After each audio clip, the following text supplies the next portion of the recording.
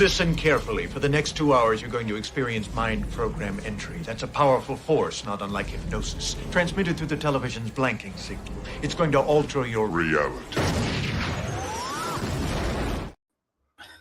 This is not reality, but it is happening. Welcome to the dark side. We are going back to 1994, an excellent year in movies, but horror films, yeesh. We might have to rename this episode Worst Year in Horror. Who knows? We've got a job to do, and by Allah, we are going to do it.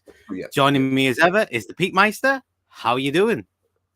Fantastic, mate. Great to be here again. 1994, mate. What a shit show. I tell you what, right? You know, doing this show with your good self, Vass. You know, it's like a trip down memory lane and stuff like that. And you know, some weeks I'm like, in 1984, I was doing this and I was doing that. You know, this week, 1994, I was thinking to myself, what was I actually doing in the year of 1994? I think I was 18, so I was probably drunk for the entire year, because I can tell you what I wasn't doing, mate. I wasn't watching the horror movies that were released in the year 1994, mate. When you sent me over that list, I was like, holy shit balls. I've seen like 2. So I've had a busy old week, mate. What did I do? I left my existing job. The following day, I started a new job. I went to a wedding. I took my daughter to her Christmas dance. I took my son to his Christmas dance as well. And meantime, I had to cram in as many 1994 horror movies as I possibly could. So it's been a pretty crazy old week, mate. Sounds it, mate. Absolutely. I tell you what, mate. I started watching a bunch at the beginning of these movies, and there were all the ones that I've never seen them before, and I started watching them, and one after the other, they were worse than the last one. And then I just got to the point where I thought, I'm just gonna cleanse my palate and watch the few that I know I really like and refresh myself with those. So I did kind of give up on this week a little bit. So we'll just see where we get to, mate. Honestly, we'll do. It wasn't fun this week at all. No. Well, listen. Before we get stuck into that, did you watch anything? Anything that wasn't in 1994, mate? Any kind of new movies or anything like that this week? Dude, I've been so busy. I've not watched anything at all. Nothing at all. Yourself? I've watched 2 movies, mate, and I had to make a note of it on my phone because I can't pronounce it. I watched The Banshees of Inisherin with Colin Farrell. It's from the same. Yeah, it's from the same makers who made In Bruges, and I really love In Bruges. Like I thought that was a great movie. Oh, okay, right. I would recommend it. What I'm talking about. Yeah, it's a sweet, funny, quite dark, wee comedy. It's not action packed or anything like that. But I did titter a lot. There's some really funny bits, and there's a bit of gore in there as well, which I was quite surprised at. So not quite horrible. And the other movie I watched Pray for the Devil, mate. The Possession movie. I downloaded that sucker and I just didn't get a chance to watch it. I'm still sitting there on my hard drive waiting to watch. How was it? Well, listen, mate, you know, it's not a great movie. Let's start off by saying that it's not a great movie, but it has some really, really great bits in it, some great scenes in it. It starts off really, really well.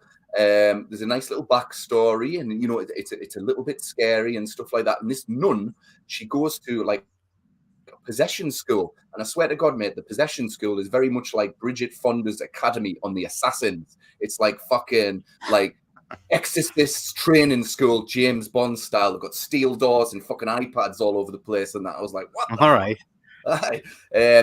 But the story goes up its own ass midway through and towards the end. However, mate, there are some really nice little demonic possession bits that do send the chills. So I would recommend it, mate.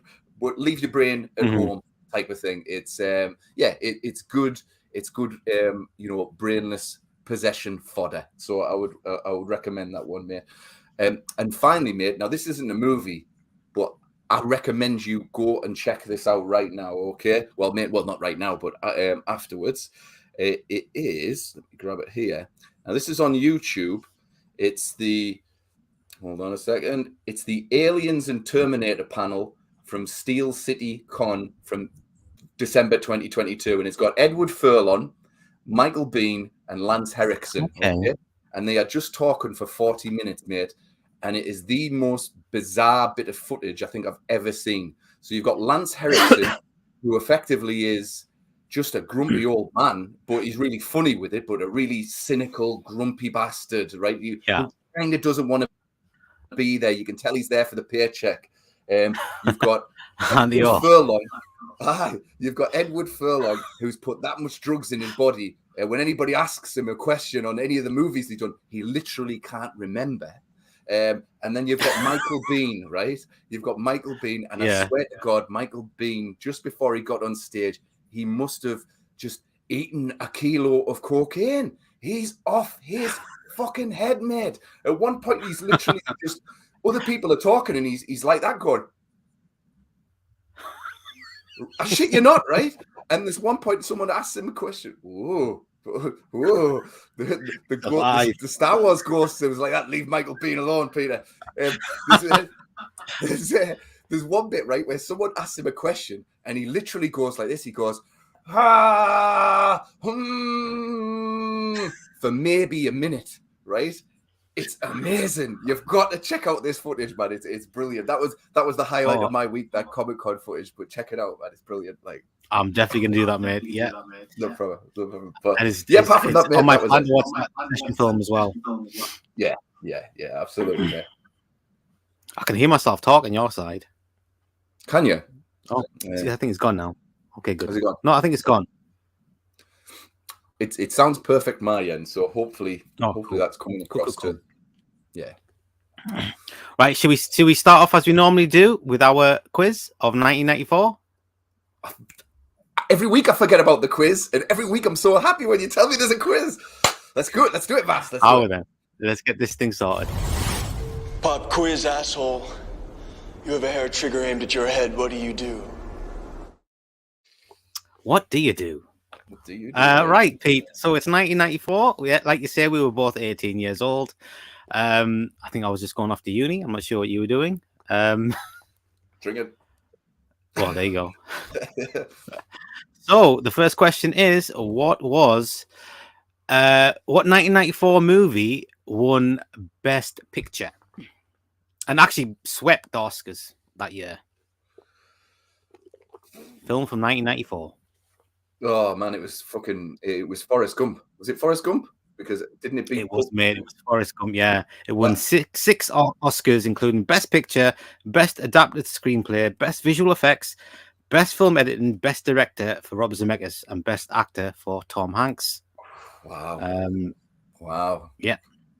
It's a good film. Like, don't get me wrong. You know, I like Forrest Gump. Yeah, I like it. I don't like as much as some people like it. Like some people absolutely adore that movie. I think it's a bit overly sentimental for me, but yeah, it's fine. I don't mind it at all. It's a good film. Okay, next question is, what was the top grossing horror movie of 1994? So it's got to be on our list. It's got to be on our list. Do you want me to put the list up? Please, mate. Yes.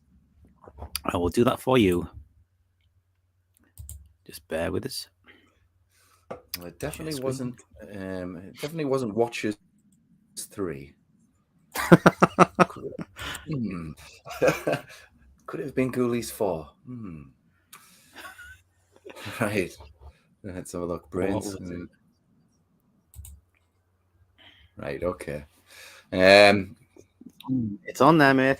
Oh, right. Listen, it has to be. It's between Wolf and Interview with a Vampire, but I'm going with Interview with a Vampire, mate, because it's got Tom Cruise and Brad Pitt in it, and they were popular, and Christian Slater, and yeah. Interview with a Vampire, mate. Is it Interview with Let's have a look at the comments first, and then I'll tell you the answer. Okay. There's Gareth there from Video Tasty saying hello. All right, mate. Oh, there's Wifey. Hi, guys. Lovely to see you both. We're happy to be here. Yeah. And Dave's in the house. Rusty. Hello, Dave, mate. Hope you're doing well. Dave says, I thought I had a few okay parts, but it had a few okay parts, but I didn't like Forrest Gump and still don't. I think you're in the minority there, mate.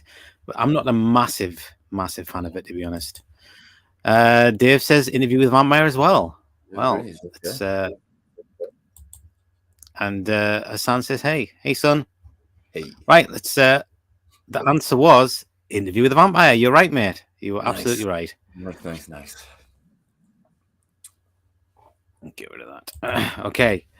Next question is, what was the top grossing film of 1994? I'll just go with Forrest Gump again because it won everything. I say film. It's more of like a animated thing. Oh. So it's an animated 1994. 1994. Yeah. Okay. So that's think about it for a second. You'll get it straight away. Yeah, that's pre-Toy Story. With The Lion King. It was The Lion King, wasn't it? It was The Lion King. Yeah, that's right. King, The Lion King was the top grossing film of 1994. Fair play. All right. Okay. So here's a good question for you. Right. Bruce Willis had 3 movies out in 1994. Can you name them? 3 movies in 1994. Ooh. 3 movies out in 1994. Okay, Striking Distance. Was Striking Distance one of them? Blind Date? 93. Oh, is it? Fucking winnie bastard. Come on, mate. It's not it's really. You should get one straight off the bat. Come on. Was it was his comeback film. Come on. It's comeback film? It's comeback film. What was his comeback film? After making all those rubbishy movies after Last Boy Scout and Hudson Hawk, and he made a load of crappy ones, and then he came back with a really good one. And another actor had to come back with that same movie.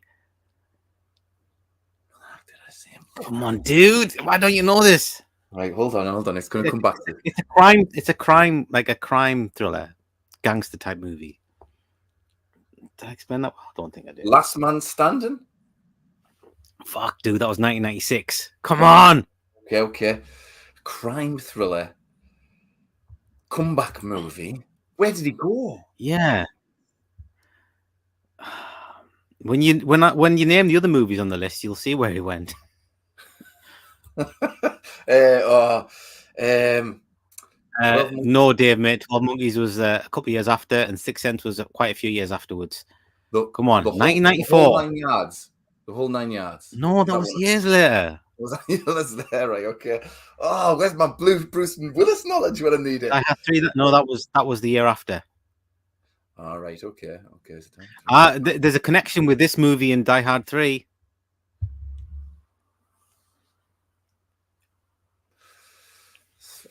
Who's in Die Hard 3, Pete? Samuel L. Jackson. And okay, so now what movie am I talking about in 1994? Oh, that fucking Bruce. Pulp Fiction. Pulp Fiction. I've already mentioned. Pulp Fiction. Yes, right, mate. Yes. Right, Pulp Fiction. Okay, right. Okay. So what were the other two? And the other one you can't think what the other ones were. The one where he got his dong out. He got his Color of Night. Color of Night. And the last one, he dresses up as a rabbit for a little bit of it. That Rob Reiner movie. Yeah. North. Right. That's it. You got it, pal. You got it. North was a total flop, was it not? Like a huge flop, like a disaster. Yeah. All right. Okay. I think it was. Yeah. Oh, look, my sis got it. She knows everything. Yeah, you got it, sis. Yeah, that was also Travolta's comeback. That's right. Yeah. All right. Absolutely. I didn't think that was going to be that hard for you, Pete, but that was a tricky one, man. That was a tricky one. Okay. Okay, right. This is a very easy one. What was the best-selling single in the UK in 1994? And it's related to a film. It's related to a movie. It wasn't that Movie, Elton John. a British movie. A British movie. A British movie. Was it? Was it Four Weddings and a Funeral? Yeah. So it was Wet. I feel it in my fucking fingers, which was number one. In fact, it probably Love is all around. is number one. It was number one forever. That song, like, is it still number one, Vass? Is it still number one? It's haunting, that song. It could well be. I've not checked the charts. They might have released it again. It's come all the way back round again. Do you know? I was in Italy. I was in Italy on a foreign exchange at art college, round about the time when Four Winds and a Funeral was getting released, and I bumped into Simon Callow, the actor, the British actor, and oh, wow, okay. Yeah, he was with his mind. It was in Florence. I bumped into him, and I recognized his face, but I hadn't seen Four Weddings or anything like that, so I didn't really know he was in it. So I went up to him, and I had a fag packet, and I was like, "Can you sign this?" Yeah. Didn't even know his fucking name or anything. Like, "Can you sign this?" I goes, "You're that guy who was in the thing with the guy from Desmond's in." And he went, "Oh, little Napoleons. And then he signed my fag packet and fucked off with that. Just there you go, a little anecdote for you. That's quite cool, that Pete. That's really good. Gareth says, "Have you been wearing that makeup since Friday Night Fight episode?" No, I put it back on especially because the movie in question is from 1994. And it may very well. And I was thinking, Pete, if we ever do another watch party, we should do a watch party for this movie. Don't you think? I agree. Yep. Because I think it's a very underseen film, so that's what we should do. Sign if you me ever up. want to do one, that's the next one on the list. 100%. Yeah. Gareth says, wet. You got it right, mate. No. No, your cup is off there, mate. But nice try there, Dave. Right. You're not doing so well this week, Pete, with the questions. But that's okay. What was the best-selling album, US, of 1994? You're never going to get this. And I really like this album as well, but I didn't know anyone who liked this, who even knew this album. But it was a big hit in America. You're never going to get it, mate. I'm just thinking of your music taste. Right, okay. I'm just thinking of your music taste. If you like it, right, okay. It's my music taste all over the place, mate. All over the place. Yeah. You do like a bit of Bon Jovi, mate. So is it Slippery When Wet? No, mate. No, mate. But it is Slippery When Wet, though. Right. 1994. Mate, I haven't got an absolute clue. I don't know. What is it? I'll just tell you. It is Hootie and the Blowfish, Cracked Rear View, which is actually a fantastic album. It's got some really, really good songs in the album. Have you heard the album? I haven't. I've heard of Hootie and the Blowfish, but I'm pretty sure the only reason I've heard of Hootie of the Hootie and the Blowfish is because when I was a kid, I used to watch Neighbours, and I think one of the cast members in Neighbours kept talking about Hootie and the Blowfish. You know, there's a gig coming on, mate. It's Hootie and the Blowfish, and it was part of Neighbours' storyline. So that's the only reason I know. It's like my Australian accent there. It was good, eh? I was quite impressed there, Pete. Thank you, man. Thank you. You're full of surprises, mate. Full of surprises. Okay. All right, okay. What was the Christmas? Since it's Christmas coming up, what was the Christmas number one in 1994? Wet. No, Is it wet still? No. It's a very Christmassy song, actually. If you think of a bunch of blokes dressed in white singing E17. It's like a boy band. E17. You got it, mate. Yeah. Stay another day. Another day, man. The last song at countless school discos across the fucking land, man. You know what I mean? Where at the end of the night, you know, where some lass that you don't really want to dance with has grabbed hold of you, and you're like that, going, oh, and then they're like, stay now, and you're like, oh, please, the song will be over soon. And then there's another verse after another verse after another verse, and you're like, shut the fuck up, E17, man. Yeah, horrible. All right, mate. What was the number one TV show? I think it was. This is in America because I'm not even sure they showed it here. Maybe on Sky. But what was the number one TV show in America in 1994? It was about a stand-up comedian and his life in New York. I was a stand-up comedian and his life in New York. Oh, I can see it in my head, but I can't remember the name of it, mate. Yeah, I can't remember the name of it, but and I can see Dude, it. it was Seinfeld, man. It was Seinfeld. Yeah. Seinfeld, Fair yeah. enough. Yeah. That's what I could see in my head, honestly. Okay, here's one. You might be able to get this right. So, 2 mass murderers were killed in 1994.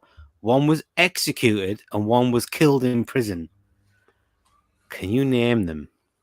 Dahmer, was it or Dahmer? Jeffrey Dahmer was killed in prison. Dahmer, yeah, he was killed in prison. Yeah. Oh, and the clown Gacy was executed. That's it. Blimey, Pete, you got both of them. That's it. Well, Yeah. and American mass murderer John Wayne Gacy is executed at the age of 52 in Illinois after he was found guilty of murdering 33 young men on May the 10th, 1994. On November the 28th, 1994, Jeffrey Dahmer, convicted serial killer, is clubbed to death at the age of 34 by Christopher Scarver, a fellow inmate in the Columbian Correctional Institution Gymnasium in Wisconsin. Wow. There you go. Did you know, mate, 1994 as well was also the year where the West Memphis 3 were wrongly convicted of triple murder as well. It was a busy old year in 1994 for murderers and whatnot. Wow. So which famous horror icon died in 1994? Famous actor, dude, who's in lots of you oldie type movies, mostly horror movies. English guy. Peter Cushing. Yes, Peter Cushing. You pulled it back, Pete. You pulled it back. All the way. He can't be dead. I saw him in Star Wars Rogue One. It was him, wasn't it? Yeah. Oh no, Peter Cushing. Can you guess how old he was when he died? He's got to be 92 or something like that. He was only 81. Ooh, shit! I thought he died was of cancer. 81. Jesus. Okay. Let's have a look here. Dave says there's also a movie called Neighbours, which I saw for free in the theaters that had Dan Aykroyd and John Belushi in it. I've seen that movie. It's another one. Not very funny, but it's all right. Neighbours John Belushi movie with Dan Aykroyd was like, I think it was way back when. Then later on in time, it was another movie called Neighbours, but also goes by the title Bad Neighbours as well, with Seth Rogen in it. Yeah. I like those movies. Yeah, funny. They're not bad at all. Right, Pete, we're going to have to do it. We can't get away from it. We're going to have to rank these movies from 1994, mate. Are you ready? Yep, I'm ready, mate. Ready as I'll ever be. Let's do it, mate.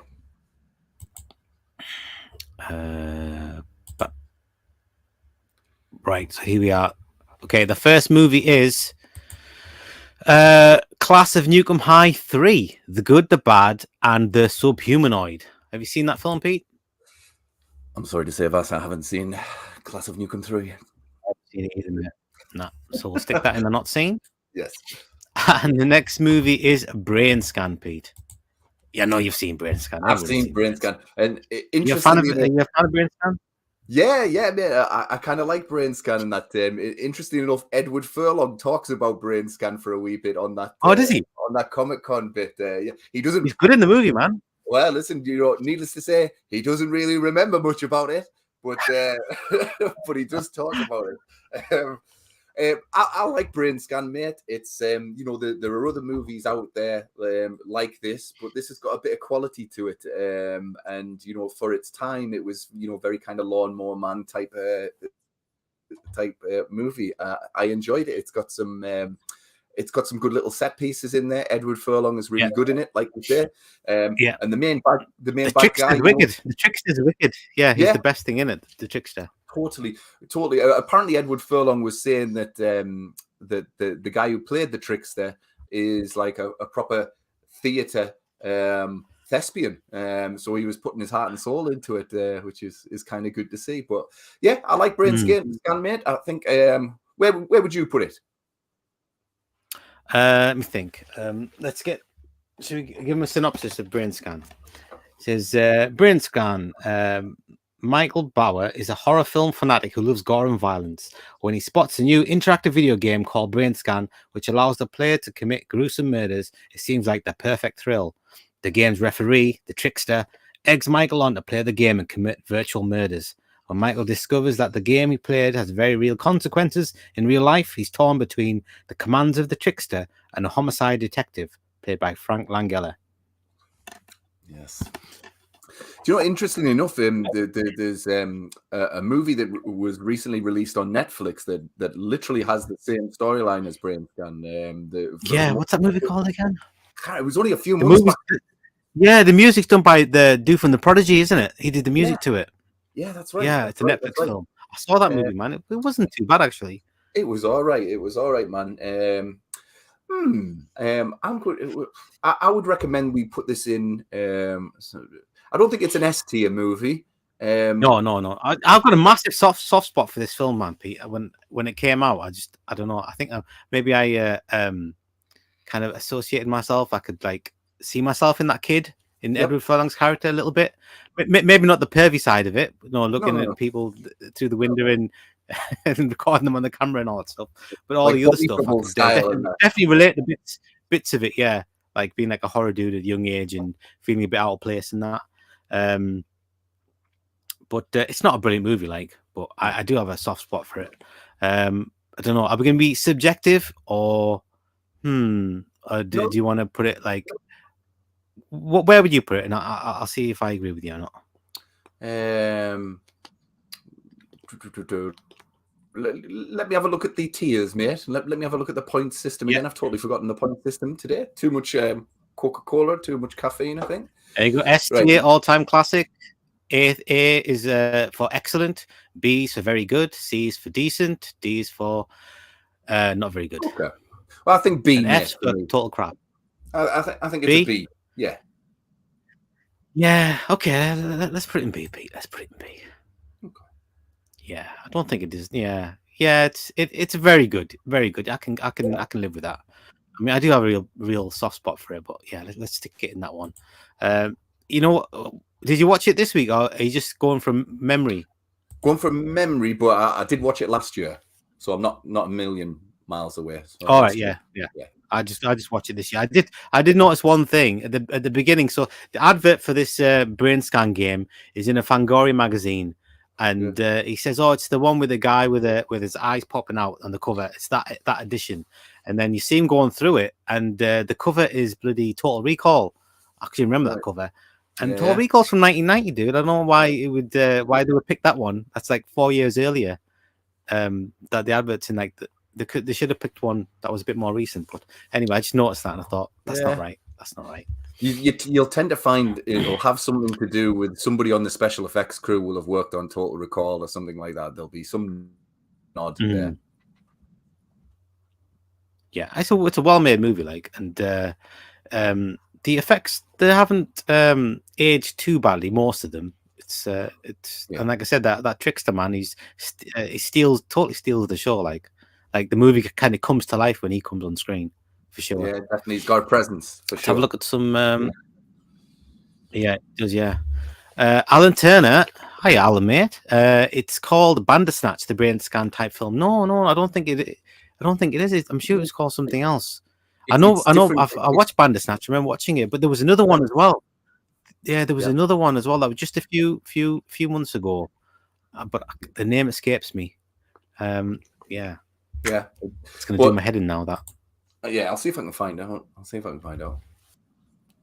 Yeah, Dave says I didn't see part 3. I'm guessing he's talking about Class of Newcomb High, but I did see part 2 of Class of Newcomb High. Of course, the first one was that long ago. Yeah, I've not seen any of these Newcomb High movies. Trauma is not my bag, babe. Not my bag at all. Dave says Brain Scan's okay. I give it a 7.5 out of a boosty 10. I think that's what we give it as well. Yeah. I didn't like Interview with a Vampire too much. It was okay. I'll give it a C. A 7 out of a boosty 10.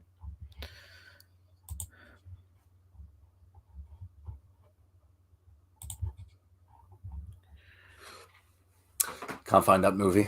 Right, But I Pete, will. I've got a new thing. Yeah, I've got a new thing that we're going to do. Okay. And when the movies come across, I'll put them in. And I've simply called it Deja vu. simply called deja vu. Is when you watch a scene in a movie and you think that reminds me of another movie. Yeah. Okay. So since we've gone to Brain Scan first, which was Mhm. totally random, I'll show you this clip from Brain Scan, and you tell me what it reminds you of. Okay. Okay. And I'll see if the answer is the same answer as mine. Okay. Okay. So I'll show you this Okay. quick clip from Brain Scan.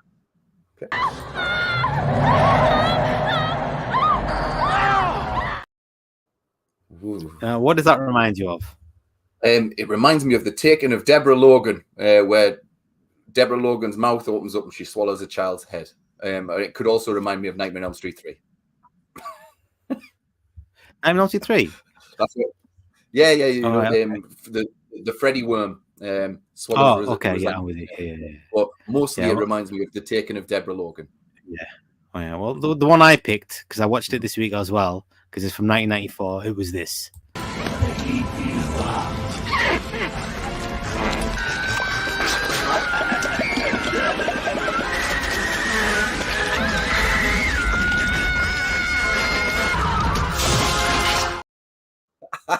That's some goofy shit there, man. I mean, they purposely put that sound effect on that. I mean, did they think that was going to be scary? The blah, blah, blah, blah. Oh, I like that, man. Big plastic tongue waving at you in that. Oh, brilliant, man. But that's what came to mind when I watched Brain Scan, because I just watched New Nightmare a few days beforehand. That was fresh in my mind. Fair play. Anywho, there's a few more of those as the movies come. We'll take a look. Okay, the next movie. Oh, I didn't realize that the top of it's chopped off. It's called Dark Angel: The Ascent. And have you watched that movie, Pete? It's a full moon film. No, I haven't, mate. It was one of the ones on the list where I couldn't quite suss out what the title was. Oh, you But- should have. Yeah, I should have mentioned to us. I would have told you the name. I've got all the full posters everywhere. Like I could just. I get just the went name on for to you. another Anyway, one, mate. Yeah, actually, it was. Luckily for me, I just typed it in YouTube and it popped up, and I watched it, and it was crap. It was really, really rubbish. It's a total B movie. It's like a supernatural romance movie. The quick synopsis: Veronica is a young demoness with a rebellious attitude. After her father tries to kill her, Veronica's friend shows her a way to ascend to the earth above. Veronica tries to rid the mortal world of sinners as she falls in love with a human. It's total trash, man. It was Sounds like Twilight or some boring shit and- like that, man. Yeah, man. I couldn't work out who that film is, like who it's catering for, but I didn't like it for. I mean, I like the poster there. That poster is quite a canny poster, but the movie is just absolute rubbish. Typical full moon. I don't know, kind of substandard trash. Garbage. Okay, yeah. Okay. But as it happens, I think I need to do. It's another time for. Deja vu. I'm going to show you a clip from Dark Angel. It's totally Okay. random. I didn't know they'd be so quick. And you tell me what it reminds you of. This one's a total rip-off. Okay. But here we go. Okay. This is Dark Angel. I'm going to show the first clip. Okay. It's so similar. I tell you, it's Dark Angel, and not the one you're thinking of.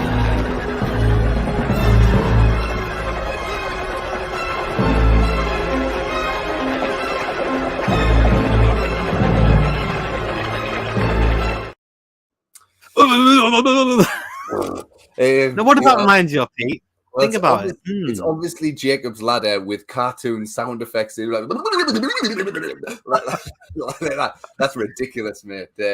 Jacob's Ladder. Like, do you know that movie Jacob's Ladder with the guy with the shaky head? Yeah. Well, let's have that. In fact, let's have 5 of those guys, man. So that would mean it's 5 times better than Jacob's Ladder, right? Wrong. Wrong. Well, let's just have a look at Jacob's Ladder for a second. Here we go.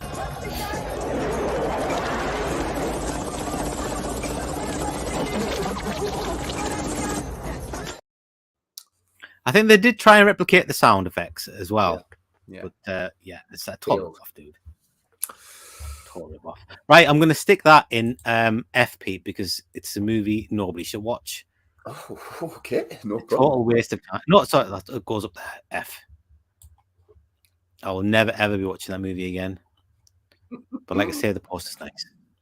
And the next movie is called Deep Water. Have you seen Deep Water, mate? Deep Waters. No, I've not seen No, Deep Water. me neither. No. Let's get rid of that, mate. Not seen. And a Death Machine, mate. Have you seen Death Machine with Brad Dourif? No, I haven't, mate. I did search for that one as well. Put the list up back so I can see the wee post. Oh, is the list gone? Have I? Oh, let me just take it back on. I thought that's my fault, that dudes. Ah, no problem. No, I like the poster a lot. Right, mate. okay. Find it. Yeah. Okay, look, so I'll put the Dark Angel in the F tier. And we've got two there and they're not seen. Yeah, Death Machine is one of the movies I watched as soon as it came out. I watched it because I was a big fan of Brad Dourif. And there's not many Brad Dourif like movies that would come out where you had like a decent, good bad guy role. And he's the best thing about the movie for sure. He plays like a crazy over the top bad guy, which is always nice to watch. But the movie's basically kind of a mishmash of a bit of Aliens, a bit of Blade Runner, yeah, I think, and a bit of Terminator as well. Because the creatures that are robot, the Death Machine is like a robot, but it looks like the alien from Aliens. Okay. Yeah. So it's not a great movie. It's overlong. It's got its moments though. It's okay. It's okay. It's directed by Stephen Norrington, who went on to make Blade. All right. Okay. So it was his first movie. I think I'm not sure if it was his first movie, but yeah, I think maybe he used to do music videos before this. I think, but I'm not sure if it's his first movie. But it's not a fantastic movie, but it's okay. I didn't mind it. Brad Dourif's good in it. It's got some nice little bits of like comic moments in there that kind of make it a bit better than what it should be, and it looks decent as well. I don't think it's like a big budget movie, but it looks pretty good. So I'm going to stick it in C because it's fine. Not wrong with that, mate. If you were to see it coming on somewhere, I would go ahead and give it a watch, mate. You might like it. But it's worth watching for Brad Dourif anyway. I was going to say, yeah, sounds all right, man. Mm-hmm. The next one is Cemetery Man, Della Morte. Have you seen that, mate? I have not seen it, mate. No, to be honest, I was looking around and I looked at that cover and I thought, I'm not sure I want to see it. I was like, Rupert Everett, what the fuck? So no, I skipped it, mate. To be honest, I went straight to Ghoulie. I watched it. I watched it a long time ago. It's like a zombie film, but a different type of zombie film. I watched it yonks and yonks ago. I think probably when it first came out, and it was called Cemetery Man. It was all right. It was fine. I'll stick it in C, mate. Okay. Some people do like it very, very much, but it was okay. Now, sometimes when they try and do different things with a genre, sometimes it works, sometimes it doesn't work. And I think I would have liked it more if they'd made it more of like a normal type of zombie movie than what they've done. Okay. Right, the next one, mate, is the British film Funny Man with Christopher Lee. Have you seen that, mate? I haven't seen this one, mate, but I was curious about this one. It was on my to-do list, but I ran out of time. I do like a video cover or a poster with. I'm a sucker for reviews. When the reviews are on there saying, "Oh, this is good, you should watch it," I generally fall for that shit. So, yeah. Have you seen it, mate? I haven't, mate. No, I remember when it came out. I remember seeing it in the video shop. I think we might even seen trailers for it. I think I remember it in Fangoria too, but I never got around to watching it. So we'll stick that one in the not seen. Okay. Not seen. I mean, none of these not scenes look like fantastic movies, like I've got to say. Yeah. Let's get on to some comments before we move on, because I'm getting behind. No problem. Gareth says, "What a lousy list! Who chose this year?" I did, mate. I did. It's got to do them at some point, and now was the time. I am regretting it. Like I've got to say. Dave says, "Evil Dead or Drag Me to Hell." Where's Craven's New Nightmare? Are we asking which is the best? It's You Evil figured Dead. that out, Pete? Yeah, I think it's Yeah, I'll go along with that. yeah, Evil Dead. Evil Dead. Dave says not horror related, but I bumped into the movie Cameraman that was directed by Carl Gottlieb, but forgot directed it, and I started in the theaters a long time ago, and I paid for it. Oh, the movie Caveman. I thought it was a cameraman. Okay, I've never seen that movie from 1981, starring Ringo. I'm not familiar with that. Are you familiar with that, Pete? I am not. Dave says that effect reminded me either of Jacob's Ladder, reminded me of the remake of House on Haunted Hill. I remember they did use that. It worked a little better in that movie because they wasn't like so obvious. Yeah, they had a budget. Yeah. I saw the movie Caveman in the theaters. It was rather funny. Cisco and Ebert both almost liked it. Totally not familiar with that. I've seen most of Death Machine on movie reviews, various ones on YouTube. Seems okay, but I haven't seen it all the way through. It's worth a watch. Definitely worth a watch. Dave says, from what I've seen, Death Machine, the movie also reminds me a little bit of Hardware. Yes. Good call, mate. Good call. That movie called Hardware, directed by Stanley. Oh, what's his name? Stanley. No, I can't remember. He did Dust Devil as well. He did. And he got kicked off Island of Dr. Moreau. Yeah, I think he's recently been cancelled as well. This guy, I think he's an ex-girlfriend or something. Went out on Twitter and basically told all their sordid details of their relationship. He was controlling her, beating her up, and all that business. So that went out into the domain. So he's basically got no career now. Dave says, Night of the Demons 2. I'll give it 8 out of 10. B-. You liked it. We do. But when I was younger, nowadays I don't like it as much as part 3 or part 1. Interesting. Dave says, I was guessing New Nightmare with a mouth question. Sorry at the time. Timing on my part. No problem, mate. Richard Stanley. Richard Stanley. There you go. I was thinking Stanley something, but it's Richard Stanley. Right, mate. The next movie is Ghoulies 4. And I wouldn't have watched that even if I had the chance. I wouldn't have watched that, mate. Did you watch it? Mate, I watched Ghoulies 4. I did. Did you really? I didn't know there was a Ghoulies 4 till I saw it on the list. Nor me. I watched every minute of this sad, horrible, depressing little film, mate. The interesting thing about this, mate, it definitely has embraced its comedy vibe because it's effectively a very poor comedy all the way through. There, apart from the odd flashback, there are no ghoulies in this movie. Okay, no puppet ghoulies in this movie apart from the odd flashback. You get those two dwarf dudes that are on the poster there. They're not ghoulies. No, they're guardian angels type. They're actually good guys, man, in this movie, right? Okay. And the faces, you can see the face in there. The mouths don't move at all. They've just whacked a fucking mask on, a small person, and when they talk, the mouths don't move at all. It's really fucking bizarre and really creepy, right? And the way they talk as well. Do you remember the movie Transformers, right?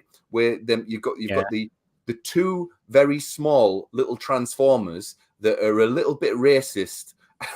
and the kind of very stereotypical. They're like, "Yo, Holmes," and all that shit. That's how these guys talk all the way through the movie. That's how these guys talk. And then you've got this woman who's half naked all the way through it, which is she's kind of hot, so that's cool. And she's like a superhero on this quest, and it's a lot about quests, not very much about ghoulies. It's shit, mate. To be fair, what a surprise! I will never ever get my hour and a half back, mate, and I'll remember that shit on my deathbed, going like that. If only I didn't watch Ghoulies fucking 4, I could have had time to do X, Y, and Z. But so it's F. Yeah. It seems to be a theme with 1994. We're looking at the movies on the list. There's a lot of like direct to video, shot on video type, just rubbish. And this was shot on video, 100%, mate. Was it? Yeah, I have a funny feeling. Sound design terrible, everything terrible. Yeah. Man. It's a really bad film. Right, let's have a look here. And the next one, mate. Let's get that. Let's back up again. And the next one is The Haunting of Seacliff Inn, which I believe is a TV movie with Molly Ringwald, I think. Oh. Have I you have not seen it? seen this one. I'm guessing No, you I've not haven't. seen this one. Nah, let's get that in the not seen. Okay. I mean, if there was more movies that like looked like they were going to be good, I would have went out my way and tried to watch them. But like I said, man, after a few, I was like, forget this, man. Totally. I've got better things to do. Totally. The next movie is Chuck Norris, Hellbound. Have you seen that movie, Pete? I've seen it years ago, Hellbound, mate. And I've seen it years ago as well. I was just thinking that I remember I got somebody from the Tape It Off Sky for us because I thought Chuck Norris in a horror movie with a demon dude. That sounds interesting. yeah. But it wasn't. It was rubbish. Do you remember it being any good? I remember it being absolute tosh. I remember it being shit, mate, but I don't remember much about it. But to be fair, it's probably shit, so it should probably go in F, mate. Let's stick it in. Yeah, I never have a problem seeing Chuck Norris in F because I think he's crap. There you go. Sorry, mate, Chuck Norris. If you got a problem, come see me. The next movie is Interview with a Vampire. Big budget, big cast. Yeah. Are you a fan of that movie, Pete? I like Interview with a Vampire. There's a lot of people that, my missus included, adores the movie. She's bought it on every format, from DVD to Blu-ray, and I think she wants the 4K version. She really loves it, but I've got a sneaking suspicion it's something to do with Brad Pitt. I like it, mate. The story ticks over quite nicely. It's very well shot. It's a bit long. But the makeup's really good. The special effects are good. Stan Winston is great. With especially that part where Lestat gets his throat cut and kind of ages and stuff. It's a really good effect. So I like it, mate. For me, it's probably I'm going to give it a B. Is it? Yeah. Wow. Honestly, mate, I've only ever seen this movie once when it first came out, and I've never felt the need to go back to it. I've got it as well. I probably should give it another watch. But I figured you'd be more familiar with it than me. I remember it being all right, nothing special. But if you like it, I'll take your feelings and I'll put it in B. You say? Yeah, I'm right. I'm maybe being a little bit generous, but I'm just hoping that we actually get into double digits with this year, like with 1994. That would be good. Give it a chance. Right, so Interview with a Vampire goes into B. I wouldn't put it that high myself, but there you go. The only bit I ever remember on that is the bit where the guy gets like chopped in half with like a scythe or something, and the top half of him slides off or something like that. That's the only I can really remember from the movie. I'll be honest with you. The next one is Leprechaun 2, mate. Have you seen Leprechaun 2? I saw it. It was the last movie I watched this evening. I should have been watching the World Cup final, mate, but I decided to watch Leprechaun 2 because the World Cup finished for me when England were robbed and cheated. I think a lot of people are the same. Yeah, so I watched Leprechaun 2 instead, and I thought it was a piss poor movie. I mean, Warwick Davis is Warwick Davis. He's the same fucking character, in every fucking movie that he ever does. Apart from there's a really, he's got a really phony Irish accent in this movie. It's supposed to be an Irish accent. I watched it on YouTube, so I've got a sneaking suspicion it was cut, to be fair. But I thought I'm going to stick with it anyway because I dare say this is not a gore fest. It was a really bad movie, mate. It had no endearing features to this movie whatsoever. It was quite well made. I'll give it that. It didn't look, terrible like Ghoulies 4 or anything like that. It was quite well made, but I'm more of a Wishmaster kind of guy. I'll take Wishmaster over Leprechaun any day. So for me, I'm going to give it an F because I thought it was shit. It was another one where I want my hour and a half back. Yeah, I'll be honest with you. I've never ever seen a Leprechaun film. I've seen clips, but I've never actually seen a full film. That was my first. So lucky me. Yeah, that was my first Leprechaun movie today as well. Right. I've not seen any of them, but yeah, avoid, mate, avoid. Yeah. Wouldn't it be funny if 1994 went into minus? at the end of it all. Fucking Mike going to minus. I tell you, it's Mike. There's a definite possibility, right? There it is. The next one, Pete, is Frankenstein, mate. Now, you know what? I remember you being a fan of this movie. I have never seen this movie. I was supposed to watch it, but and it was on one of the streaming things, but they took it down. I couldn't bother to get it downloaded, mate. But you go for it. I remember you being a fan of it. Yeah, I mean it's a long movie. I think it's a 3-hour kind of epic movie. Kenneth Branagh, I think, directed it. Yeah, I think Kenneth Branagh directed, and Robert De Niro plays Frankenstein's monster in it. It's good, you know. When it goes, it really goes. Kenneth Branagh plays Frankenstein himself, and he's really good in it. He's an excellent actor. So you know, De Niro's clearly having a good time in this movie as well. The makeup's really good. It's you know, it's not a movie that's a classic that I'll go back to, but you know, when I've watched it, I've had quite a good time with it. It gets a C from me, man. It gets a C. Oh, really? I could have sworn you were going to put it up higher than C, but okay. C it is. C it is. I'm definitely going to have to watch it at some point, Pete. Definitely going to have to watch it. Oh, the list has gone from the screen again. Don't know why. Oh, shit. I keep doing that. Bring it back up again. And there you go. Frankenstein's in C with Cemetery Man and Death Machine. We better check out some comments here because I've fallen behind again. Dave says the Island of Dr. Moreau remake documentary was pretty hilarious and great to watch as well. It's even better than the movie, I think. I've seen that documentary. Yeah, it's a good documentary. It is. Yeah. Dave says, as controversial as it sounds, the first 3 Ghoulies I saw and I thought they were okay.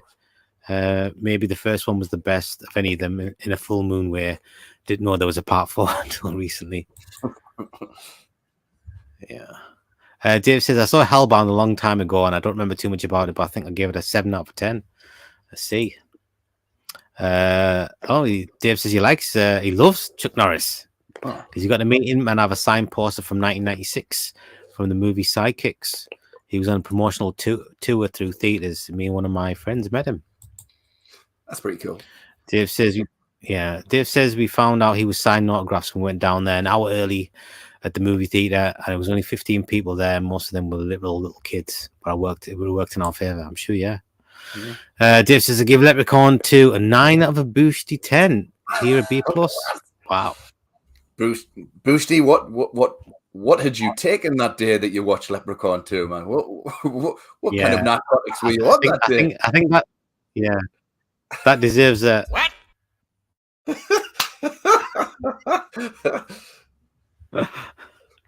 I do like that one, man.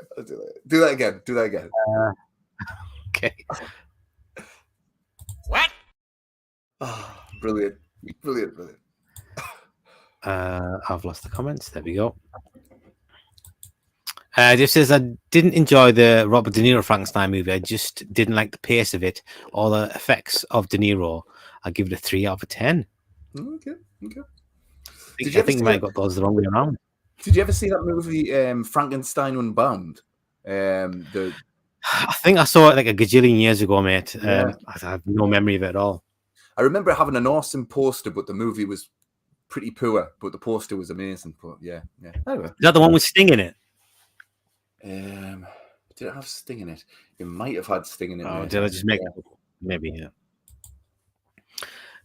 San says, so far, which year has been your favorite?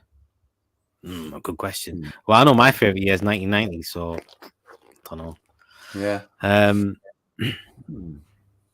I don't know yet. To be fair, I'll answer that one when we do the recap at the end, and I can remind myself of the year.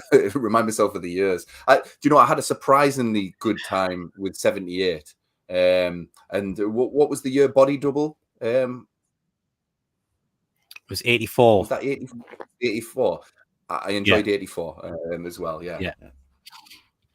Rosina says, by the power of Grayskull, I have the power. Dave says Frankenstein Unbound was okay. It was very over artistic though. I felt great cast though and interesting time travel aspect. That's right. It was a time travel movie. That's right. Roger Corman film, I think, if I'm not mistaken. Okay. Right, the next one, mate, is Mirror Mirror 2, Raven Dance. Have you seen that movie, mate? I have not seen it, mate. No. I have, mate. I watched that this week. How was it, Last? How was it? The cast was okay, mate. It's got Roddy McDowell in it and Veronica Cartwright from Invasion of the Body Snatchers and Alien. And Mark Ruffalo's in there. Might be one of his first roles, yeah.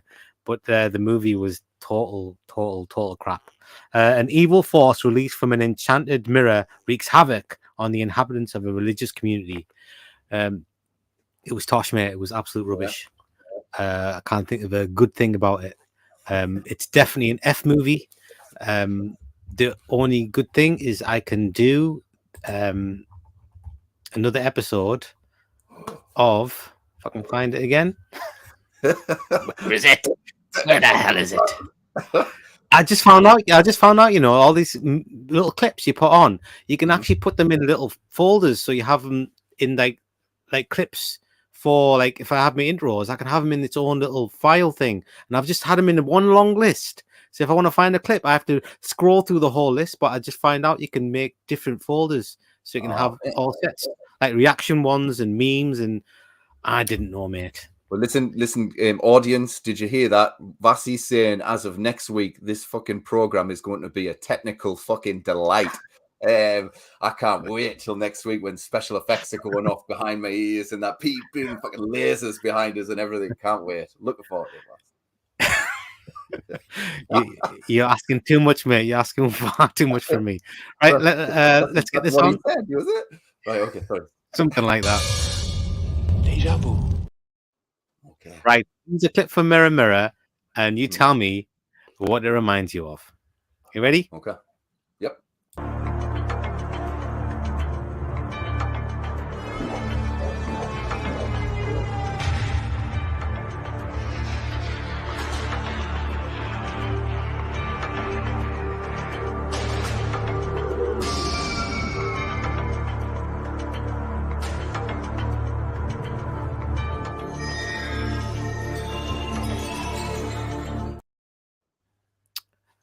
Pete, man, what does that remind you of, mate? I don't know, mate, but it's horrible. What does that remind me of? When you see it, man, you'll think, "Oh my god, that's exactly the same." Is that right? Okay. I'll show the clip, mate. You're gonna be. You must have seen this movie. It's a Steven Spielberg film. Like, he produced it. Here we go. It's called Young Sherlock Holmes. You ever seen Young Sherlock Holmes? Right, watch years ago, but I've seen it. Yeah, watch this clip.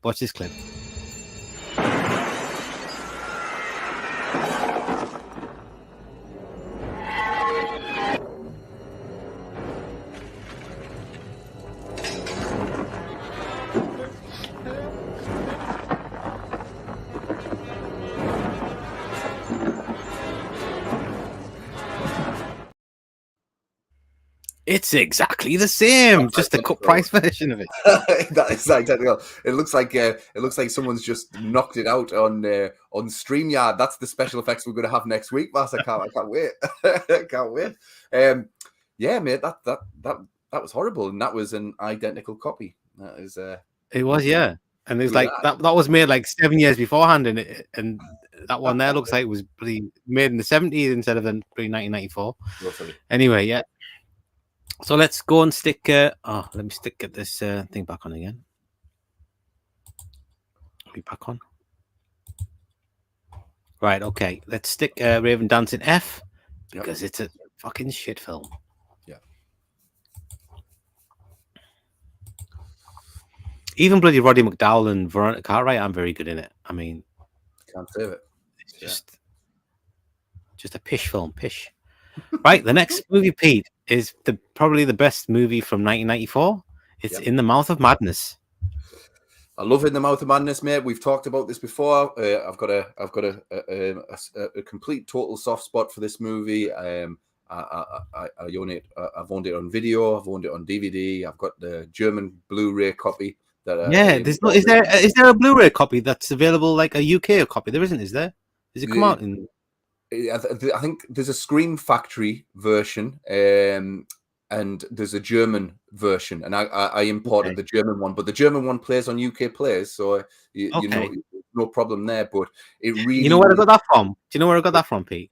That Where? there is it's a pirate. That's a pirate copy. That, and you know where I got it from? I got it from Pakistan.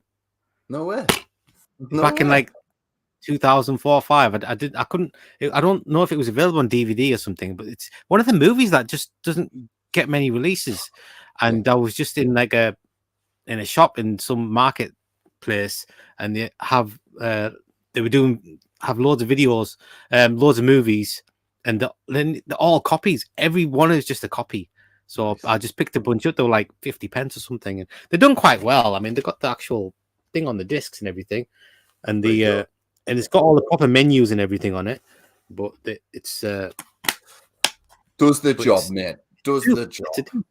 It does the job, yeah. I think you're right about it. To Madness, mate. It's definitely a movie that needs kind of like an Arrow special edition. A really kind of good documentaries, awesome special features, and some lovely artwork, maybe some new artwork chucked at it. Do you know, incidentally, I think it's Arrow. They've just released a beautiful Blu-ray and 4K set of the Juan the Grudge movies. Okay. I'm keen to get that, but it's about 50, 60 quid. But the original is 4K and everything else is Blu-ray. Yeah. But anyway, I digress. In the Mouth of Madness, mate, is it's a nigh on pitch perfect movie. There's very little that I have any issues with whatsoever about this movie. I find it scary. I find it funny. I find it entertaining. I love the creature effects in this movie. The way it's shot is gorgeous. I love the harkbacks to the Thing that are in there. And the story is awesome. Really brilliant story as well. Well told. Yeah, no, I love this movie. For me, this is our first and maybe our last S-tier movie of 1994. Yeah, totally. Yeah, I agree, man, Pete. I think it's probably got the best sense of humor of any John Carpenter movie that's like not actually a comedy like Big Trouble. But this one here, man, it's just total fun all the way through. It's I mean, if I could say one thing that I don't think is as good as his other movies, is the score in this movie. Not the sound design. I think the sound design is amazing, but the actual score of the movie, in a John Carpenter movie, you want the score to be like front and center, like driving the narrative. But this one, I don't think it has that. It's so good. Regardless, it is that good even without that. But I reckon if they had just a little bit better John Carpenter score, one of those memorable scores he does, instead of that rocking sound. I mean, I like it. I do like it, the music, but it just doesn't have that Carpenter synthy sort of sound that I really, really like from his movies. Yeah. But I think it's structured really, really well. The movie, I've got to say, I like. Go on.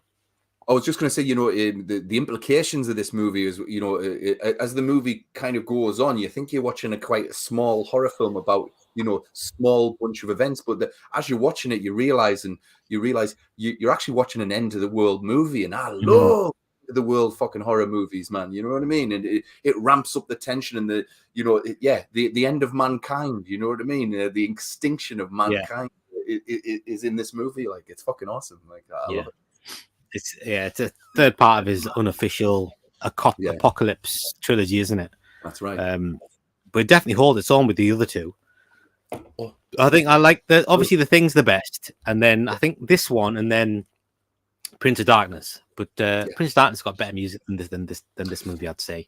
It does. But yeah, this is like one of the most rewatchable movies I've ever seen. Like, every time it comes on, I'm along for the ride straight away. All the way through. And Sam Neill is he's in almost every scene of the movie, which is awesome because he's brilliant in this film. But he fills up the screen and he's just there all the time, which is wicked, man. Yeah. Do you know what I really like in this movie as well? That fucking dude from the painting on Ghostbusters too. I like his track when he's in the pub and that. He's the way he goes on and that, you're like, he's brilliant. Just get out. Just get out. Get out now. You got the goal. Get out now. You're like, they should give this guy more dialogue. Yeah, I So love it. Like, I love it. I love it. yeah. Look at this. You see this? My 5-year-old did that. Totally. Yeah. But yeah, I was gonna say, I like movies that like move along at a good pace. I've got a thing about slow movies. They just rub me the wrong way unless like they're really atmospheric or whatever. But this one, I've got to say, I love the way it moves along. But if anything, I think it whips along a bit too fast. It's like one of those movies that you don't want it to end. You just want to be with it for a bit longer. But it moves along at such a pace. It's like at the end of it, you're like, oh, I could have done with another 20 minutes, please. But it finishes. Do you know what I mean? Yeah, It's like it's exactly one of those movies. There's not many movies that do that to you. That when you're watching it, it's like, oh, I don't want it to end. Don't want it to end. Very rarely do you come across that, and you're absolutely right, mate. I especially love that bit where he goes to see Charlton Heston towards the end of the movie, and he's like, yes. So I threw it away. I burned the book. Blah blah blah blah blah. And he's like, I know that's not true. And he goes, what do you mean? He goes, you delivered it to me personally 2 weeks ago, or a couple of months ago, or whatever. And he goes, the movie's coming out in a month, and it's fucking, it's awesome. Like it's a great scene. Like I love it. It's a great movie. Can you imagine, Pete? Yeah. Can you imagine what level the movie would be on if they got Rob Bottin to do the effects in this movie? I mean, it would just be on another level. I mean, if they managed to get him to do the effects, there's not wrong with the effects in this movie. But if they got Rob Bottin to do the effects in this movie, I tell you, man, this would have been one of like the best movies ever. Don't you think? Yeah. Do you know? I think you're right, mate. And do you know one of the things that you saying that there's a little bit too much shaved off. I like the way that the monsters are shot in this movie, but that scene where he's getting chased down that corridor is just fantastic. But you know, if I'm being a little bit critical, I wanted to see them more. I got like a fucking second, a little snippet, and it was like all these arms and tentacles going mental, and I was like, pan back to that. I want to see it. But it doesn't. It leaves it to your dark, imagination. And that is Carpenter going full on HP Lovecraft. Like he's going Lovecraft crazy in this movie. Like, but fair play. I've never really been into HP Lovecraft myself personally. I've never sought out his writings or anything like that. But Carpenter is clearly a fan, and he goes all out in this movie. Like, and a lot of tentacles in this movie, isn't there? Yeah, absolutely, absolutely. But a lot of slimy things, a lot of tentacles, a lot of slimy things, and to this, it's a quotable movie, man. To this day, right? If anyone gets in my grill, now hopefully there's no one from my work or watching or anything like that, but if anybody gets in my grill in real life, right? As soon as they walk away, I'll be like that. Come on, you old bitch. You know what I mean? I'll quote in the mouth of madness, and I'm going, come on, you old bitch. I love that. I crack up when he's fucking losing his shit, and the old lady is not there, and he's like that, ringing the bell, going, "Come on, you old bitch! Come on, you old bitch!" Yeah, brilliant, absolutely brilliant. Like, I like the bit at the beginning where they took him in the cell, and he's like, "I'm sorry about the balls. It was a lucky shot." I love that, man. Oh, man. And don't tell me every time you hear the Carpenters that fucking song you don't think of in the mouth of madness, man. Fucking it came on at work a few months ago, and I was like I was like, no, anything but the Carpenters, not the Carpenters. Yeah, genius, like absolutely genius. Yeah, I love the bit in the bookshop where that weird kid comes up and says, "I see you." He sees you. Yeah. Totally. I know it's a mistake in that movie, Pete. If you watch the movie again, I wish I got the clip of it.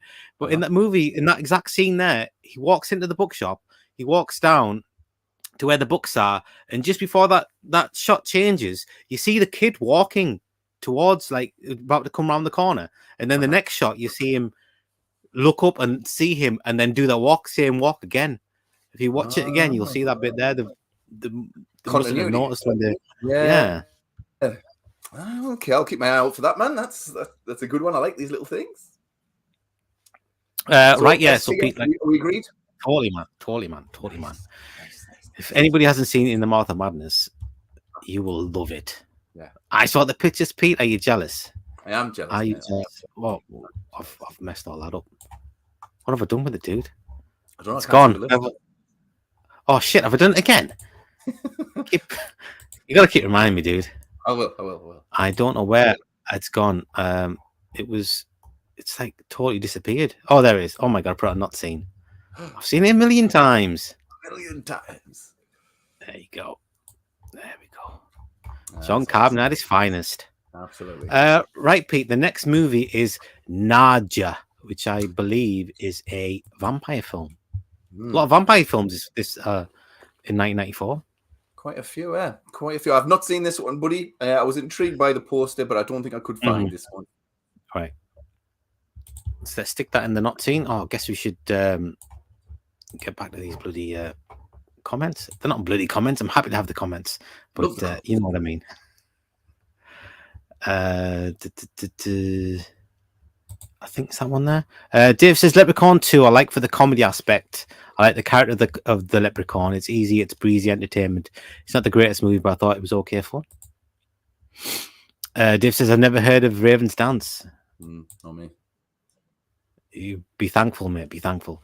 Dave says, do either both of you like the Wishmaster series at all? Like the first one, the second one's okay. 3 and 4 hit and miss for me since the change of the genie. I didn't like. Yeah, I like the actor who plays Wishmaster. Yeah, Wishes. I like him.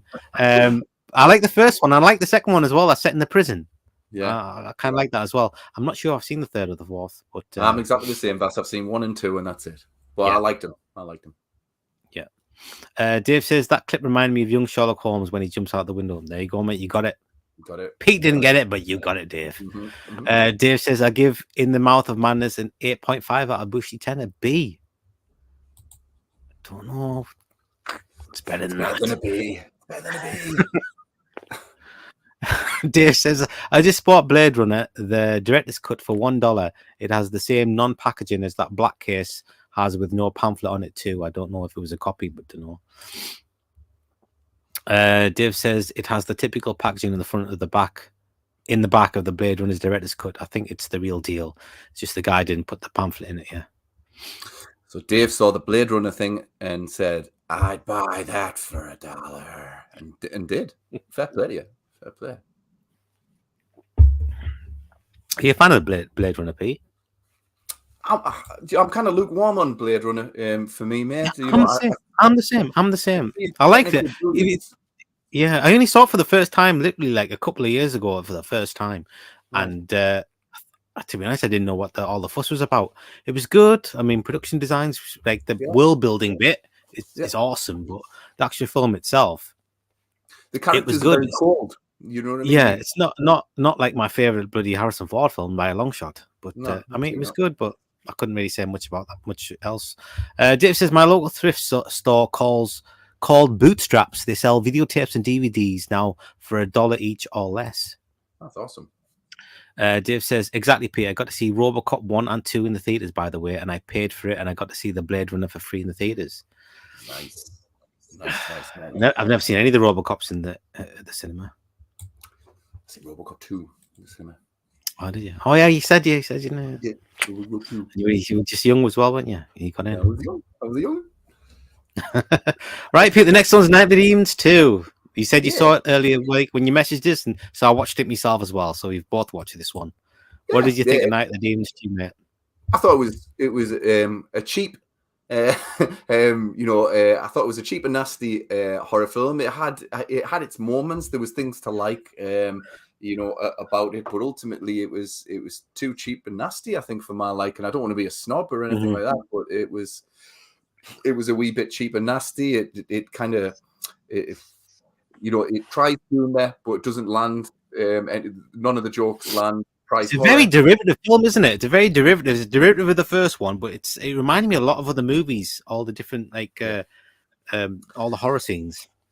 Yeah, exactly, mate. Exactly. It was, and that's always a bad sign when you're watching a movie, but you're thinking about other movies that are better, doing better in other movies as well. Yeah.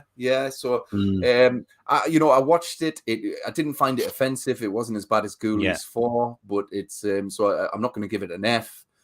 I'll give it. I think it's worthy of 1 point. 1 point. So you're going to put it in C. C. That's generous there. Let's put it in D. That is generous. Put it in D. Yeah. To be honest, man, I don't know if don't have a sense of humor, but it's supposed to be like a horror comedy, but I didn't find any of it funny whatsoever. Not even a little bit. Didn't even make me smile or anything. It was too jokey when the jokes weren't funny or clever or anything. It just. Okay. Yeah, and it was done at the expense of like the horror and the scares. I mean, if you had a bit of horror in there, I probably might have found something a little bit funny, but Yeah, no, yeah. I don't like It it at all. wasn't even unintentionally funny, which is really difficult to do when you've done a bad movie. Like, yeah. I didn't hate it, mate. I didn't hate it. It didn't offend us, but it didn't do anything for me whatsoever. Like, Yeah. Nil Poir is probably absolutely spot on. To be fair, Yeah, let's do it, man. Let's stick it in D because it wasn't very good. yeah. The list's gone as well. It's Oh, gone for again. God's sake. Thanks, Pete, man. Thank you. That one there. That's the one, right? Let's get this thing in D. Our first D movie. Right, and the next one, Pete, is the original Night Watch. Now, I haven't seen this one, mate, and I'm gutted I haven't seen this one because every time I've tried to see this one, it's like the god of movies doesn't want me to watch this movie. So I could only find the Ewan McGregor remake this time. I know that movie.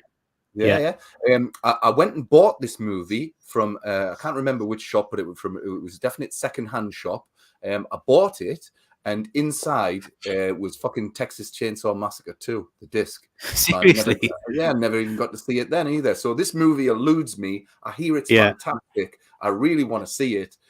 Yeah. But I've not seen this one yet, man. Yeah, I saw it after I've seen the night. I'm a big fan of that Ewan McGregor, Nick Nolte original. This one's almost exactly the same, dude. Some of the scenes are exact duplicates of to be honest, I prefer the Ewan McGregor one to this one. Okay.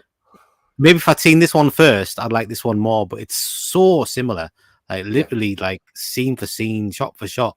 It's really, really similar. But it's nice having familiar actors, and all those scenes in the morgue, they're done really, really well in the remake, and in this one, I didn't think they were done as well. Those are my favorite scenes. Like when he's listening to music and then the alarm goes off and he's has to go and check on the bodies, like all that stuff's like really suspenseful. But in this one, I didn't think it was as good. Yeah, so I don't know. Shall I stick it in? I would. I mean, it's the original. I should give it credit for doing it first, isn't it? But yeah. Well, go on. I'm gonna. This is about if you like it, and it's about if it was a quality made movie, you know. Yeah. Okay, I'm gonna put it in. I don't know. I mean, it really should go and see, but it did do everything first. And if I'd seen it before I'd seen the remake, I probably would have liked it a lot more. So I'll stick it in B just for that reason. Fair enough. And 1994 needs all the help it can get as well. So you're welcome, 1994. You're welcome. And the next one, mate, is Phantasm 3: Lord of the Dead. I have not.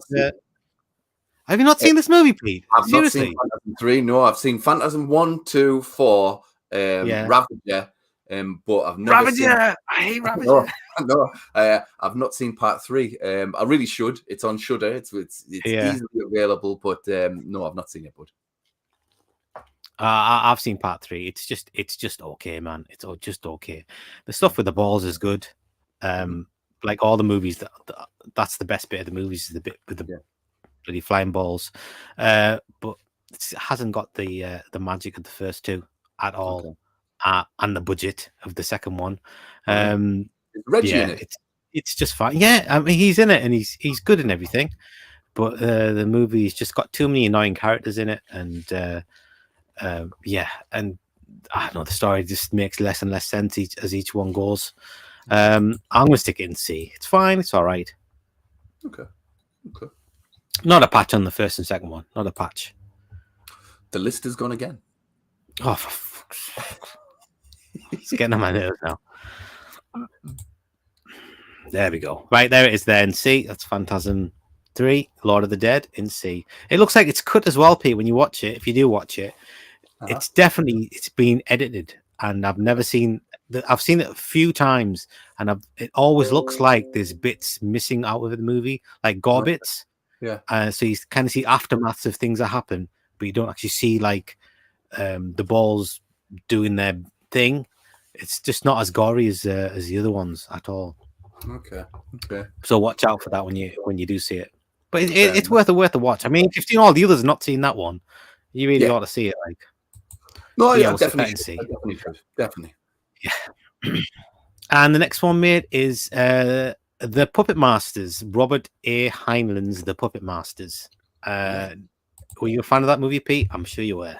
Yeah, listen, I'd never seen this movie before until this week, and I put it on the other night, and it was a really pleasant surprise, mate. You know, from and I'd already done some pretty shit movies by this time, so it was just what the doctor ordered.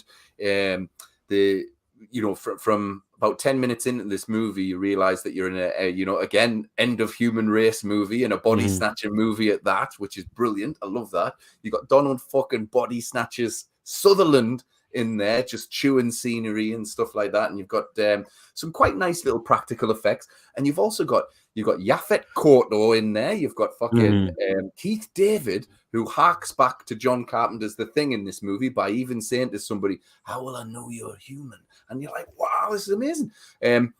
I liked it. I liked it a lot, mate. There were some really good little scenes in there. I think my only problem with the movie, it's not really a problem. I thought Donald Sutherland's son in the movie, the main guy in the movie, he very much reminded me of Gary, the main puppet from Team America. I think it was his hair. So every time he says something, I'm like that, Gary. I just couldn't get that out of my head. But I would agree with the poster. It says thrilling. It was thrilling. I enjoyed it. It ticked over. It was a pleasant surprise for me. I'm going to put this in. I think it's a B-class movie. B-class. Yeah, it's definitely a solid film, isn't it? Yeah, I mean, it's a body snatchers movie done really, really well. I mean, it's not groundbreaking or like absolutely amazing like the Invasion of the Body Snatchers, the first two, but it's really good. It's really good. I think it's all very familiar, but it's just enjoyable film all the way through. Yeah, absolutely. Let's stick that in B, man, Pete. I'm happy to do that. I don't know if you're like me, Vas, but when I was watching it, I was thinking to myself, someone, of all the shit that's being remade at this point in time, someone should remake this movie, like give it a decent budget and really, really go to town on there, because there's bits in there that obviously due to budget limitations were a little bit limited with where the army are getting involved and everything like that. And I just thought, a remake with a big budget, you could really put some James Cameron alien type shit in there, like, and go for it, So I mean, the physical parasites, aren't they, that are like go onto the back and control them, isn't it? The actual physical parasites. Yeah, absolutely. my dog. What the hell was that? That was my dog outside the door, man. Really, she's not very happy that she's outside the door. Sorry about that. Right, that's good. Right, Dave says, as I said earlier, I used to love Night of the Demons 2 growing up, but when I started again semi-recently, I didn't like it as much, but I still like it. I can imagine a lot of these movies, if you happen to like them when they were out originally, you might still like them, but I don't know. It's they're just, I don't know, man. Maybe we're too sophisticated now, like being older or whatever. But and that's one thing about Brain Scan, when it's a bit when I watched it, I just watched it today because I had it. I thought, shit, just watch it. I had a couple of hours spare, but I don't know. I think I'm a bit too old for that movie at the moment. Yeah, I'm just too damn old. Yeah. So I like the nostalgia, but I'm just too old to like proper get into it. No. Anyway, Dave said, "Oh, I've just read that, haven't I?" Dave says, "I give Night of the Demons 2 here a B-, 8 out of Boosty 10. That's very generous, very, very generous." The guy who plays the priest in Night of the Demons 2 also showed up as a priest in some other movie, and I think it's kind of connected to the same director of both movies here. Can't quite remember. Dave says a little too cartoony for my taste, but in a way, I'll give Phantasm 3 an 8 out of Boosty 10. Here, I'll give it a B-. Okay. Dave says, if you guys are talking about the Body Snatchers, also had the lady from Burn Notice, the TV show, Gabriel Amor, in it as well. Oh no, that's the other. That's the third Invasion of the Body Snatchers, which is also set on like a military base, isn't it? The 90s version of Body Snatchers with Gabrielle Anwar. who's absolutely gorgeous. Yeah, that's the one you're thinking of. I do remember that one. Dave says the Star Trek episode in '66 or so had a similar parasite thing that could control people if it attached themselves to the back and also conquer the world. I think they did that from a cave in the 50s. Right. The next movie, Pete, is it on the screen or not? Yeah, it's on the screen. Thank goodness for that. It is Bloodlust Subspecies 3. Have you seen that movie, Pete? No, I've not seen that one, Vass.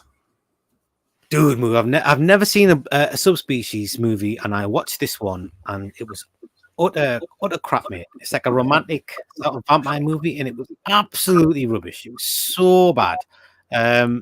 Apparently, they made 2 and 3 back to back. So 3 starts off where 2 finished. So you kind of see the end of 2 at the beginning of this one. Like do like a recap, and then it just carries on with the same people. But it was fucking shit, man. It was horrible. I hated it. It's crap. Yeah. Don't have anything else to say about it. It was rubbish. The cover shit as well. Yeah, I don't like romantic vampire movies, man. I can't stand them. So that's going to go on F. No problem. Yeah, I'm happy I've not seen any of the subspecies movies, man. I thought I might be missing something. I don't think I am. And the next one, Pete, is Lurking Fear, another full moon film. I think that last one was a full moon too. Subspecies full moon movie, and this one is as well. Have you seen it, mate? I have not seen it. The cover's all right, like. Yeah, I like the cover. No, I've not seen it either. Let's stick that in there. I remember seeing the cover, this advertised in Fangoria as well. Yeah. The next one, mate. What have I just done? Okay, that's good. Next one is Pumpkinhead 2: Blood Wings. I watched that today, mate. Oh, did you? Yeah. Yeah. Never seen it as well. Never seen this movie before. I'll probably never watch it again. It was just a really shonky, cheap version of Pumpkinhead. The Pumpkinhead, the demon is crap in this one, man. It's just a dude in a bloody in a suit, the Pumpkinhead suit. It's absolutely rubbish. And, what was the whole deal with with them humanizing Pumpkinhead? It's a kid called Tony. You know what I mean? Who plays with a fire truck and that, and you're like, what? No, I really didn't like this movie one little bit, mate. To be fair, it was it had me attention, obviously, because it's a Pumpkinhead movie. Yeah. It wasn't, it's so cheap, man, Pete. Yeah, so cheap. Yeah. Do you know what, man? As well, I thought the actual they couldn't photograph the Pumpkinhead for shit. The original, the monster was beautifully photographed. And they used certain wind effects and lightning effects to enhance the horror, that type of thing, and it worked perfectly. On this, they just stick a strobe light on anytime that fucking. Yeah, I was thinking the same thing, Pete. Yeah, I'm thinking it's not thunder lighting outside, but he's inside this like this big shed thing, and like the strobing thing's coming out behind him, and then he comes out of the doors open, and it's behind him again. I'm like, where the hell's that coming from? All this bloody flashing. Totally, I was genuinely worried for epileptics watching this movie, man. I thought to myself, holy shit, if you guys aren't having a seizure right now, then this movie has failed, because it felt like the director was like, let's fuck over epileptic people with this movie. I didn't like this movie, mate. It's another F for me. It sucked. It sucked. Yeah, so it's directed by Jeff Burr, who directed Leatherface, Texas Chainsaw Massacre 3, which I'm also not a fan of. The only good thing in it was the main, the dad, the sheriff dude, Andrew Robinson from Hellraiser. Yeah. He was all right, although he was overacting a bit as well. Like, I mean, the other actors, and I use that term loosely with fucking Pumpkinhead too. The other actors in this movie, it was like they grabbed people off the street. There was a scene where the guy from Hellraiser pulls up, and he's like the sheriff, and it felt like it was their attempt to do a Chief Brody type scene, where he pulls up in his car and these two old ladies going, "Have you caught the killer? Have you caught the killer, sheriff?" And they're asking him fucking questions. And honestly, they're terrible. They're absolutely terrible. And it was nonsensical. There was people who were getting killed. And then his assistant, the mortician, that lady, she was like, "I found this on my drive home, and there's bodies over there and everything." And I'm thinking, what the fuck?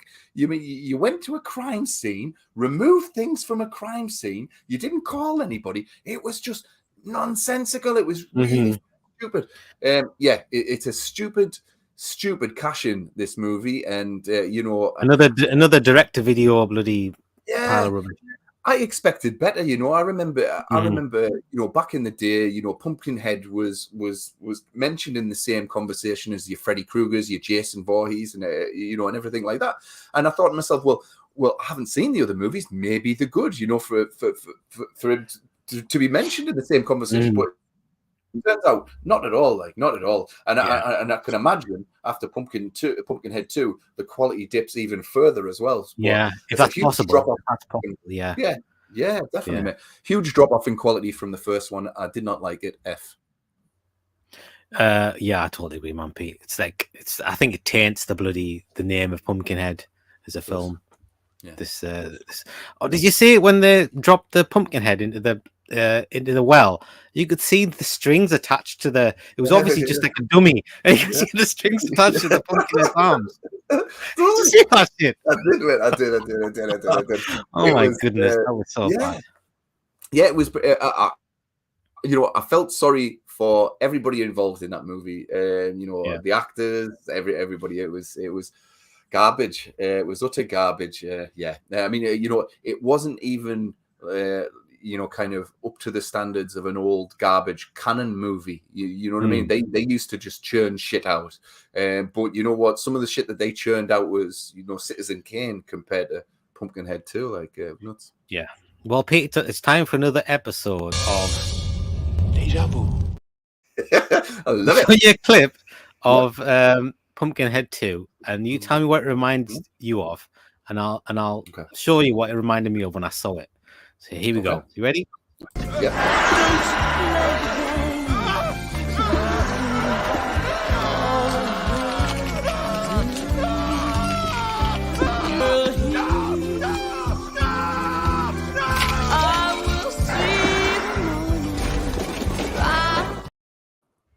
Now, what did that remind you when you saw that, Pete?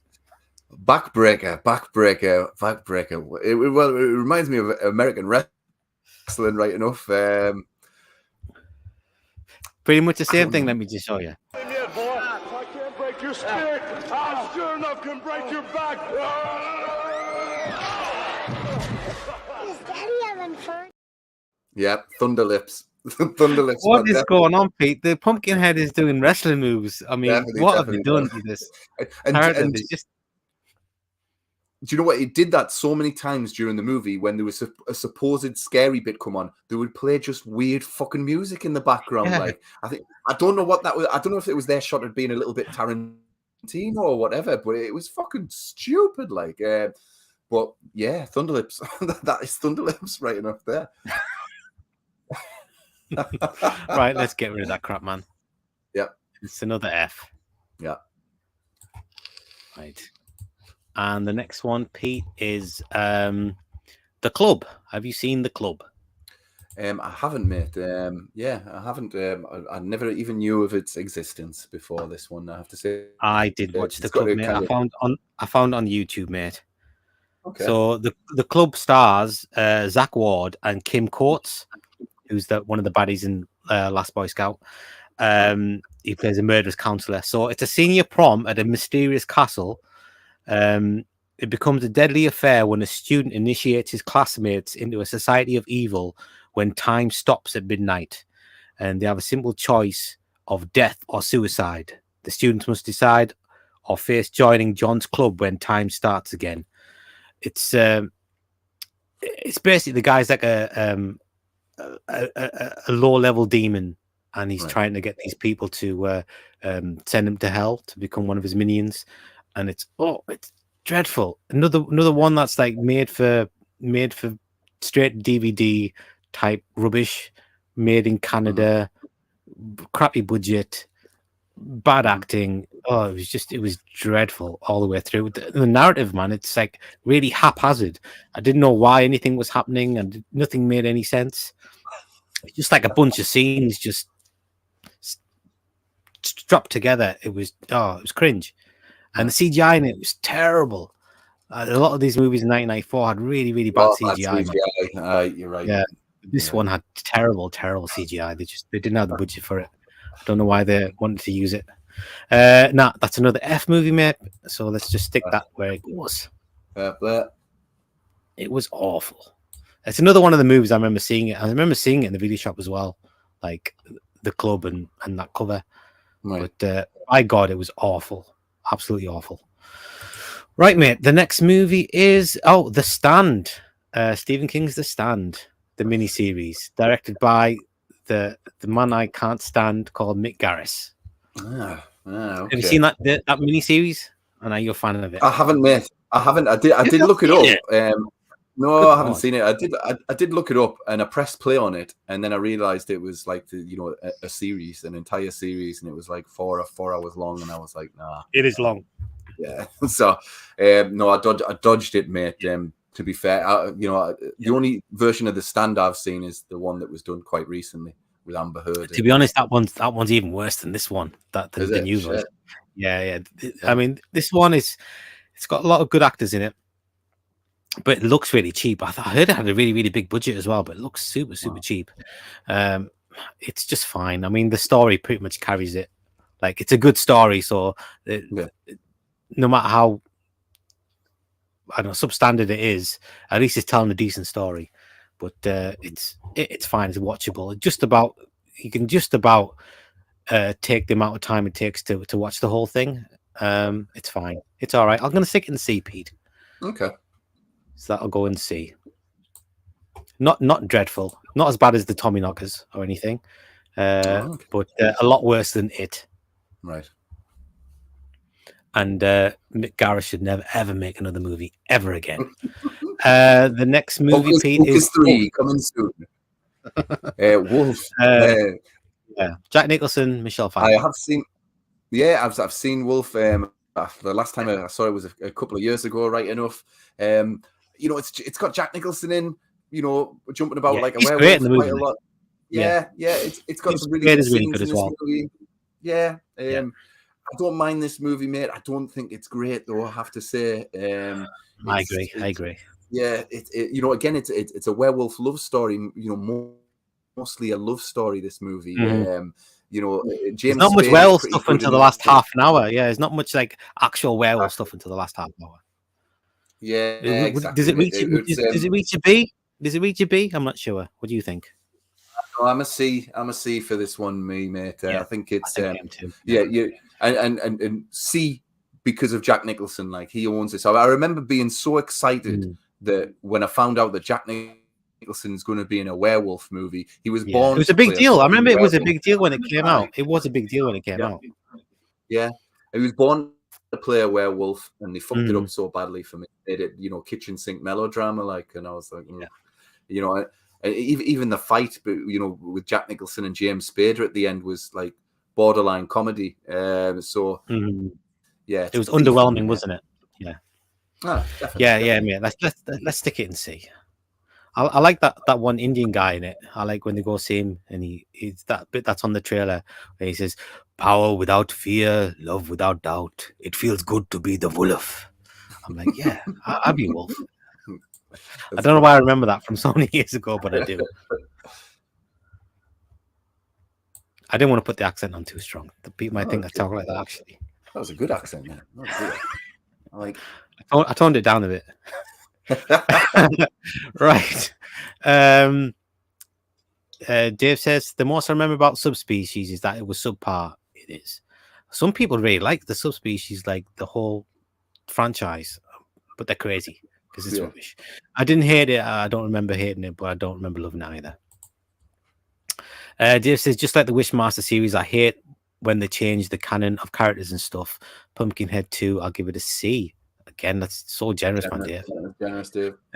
Dave says the movie Orphan First Kill, which I saw semi-recently, was okay-ish, but that started off with like a red blinking light for like a whole scene that was very annoying and distracting. I just remember I didn't like it at all. One little bit. I wasn't a fan. Yeah. Dave says Pumpkinhead was also Stan Winston's creation and his first. That's right. His first directorial debut. The first movie. Dave says on Facebook a while ago, I think it was on Facebook, Stan Winston's son was hosting a live Q&A about Halloween masks from Don Post. And at one point he saw my name and said, Boosty. What a cool name that is. Awesome. Oh, that's cool. And after he said that straight at the camera, and he liked my nickname, Busty, he answered my question, which was cool. I asked him what his favorite Don Post mask was, and he said the skull. Are those the same masks? Is that anything to do with Halloween 3? The guy made those masks. That's what I'm thinking. That's what I'm thinking. That's what I'm thinking as well. Dave says he said he thought the name Boosty was pretty cool. Yeah, no, we got it, mate. We got it. Reminded me of a Jason type kill. The stand is okay. I think it's overrated, but that's just my opinion. I give it an 8 out of a Boosty 10. Here, I'll give it a C. That's what we did, yeah. It just didn't feel evil enough. I think the Needful Things felt more evil. I like Needful Things. That's another slow one. Like, that's a good film. Dave says Wolf also has Basil's wife from Faulty Towers. Is that right? I don't remember. Wolf also has, yeah, we got that, mate. Right, mate. The next movie on our list is The Paperboy, which is a TV movie. Have you seen it, mate? No, I looked for this one, mate, but all I kept getting was that Zac Efron, Nicole Kidman number kept popping up, mate. But I looked for this one. I couldn't find it. Yeah, I did watch it, mate. I just found it on YouTube, mate. I did watch it. It's got William Catt in it, but he's in a supporting role. But I'm always happy to see William Catt in a movie. So it was all right. In fact, I didn't mind it at all. The kid's super annoying. Like this little kid here, he's just a little. He's out of his mind. He's absolutely crazy. If he doesn't like something, like he doesn't like someone, he just ends up killing them. So he kills this lady who this old lady who he delivers papers to, and he does it because he wants her daughter and her family. He wants them to come back to where the mother lives, and they do, and he wants to be like part of their family. He wants her to be his mother, and he wants the daughter to be his sister.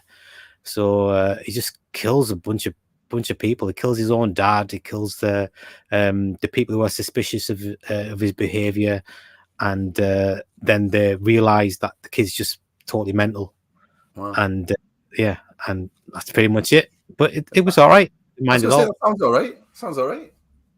Yeah, it reminded me a little bit of that one with Macaulay Culkin in what's it called? The Good Son. Yeah, it was a little bit like that. Just crazy kids. And I do like crazy kid movies, like and also crazy kid movies, and also women carrying the devil movies. There's a nice little subgenre.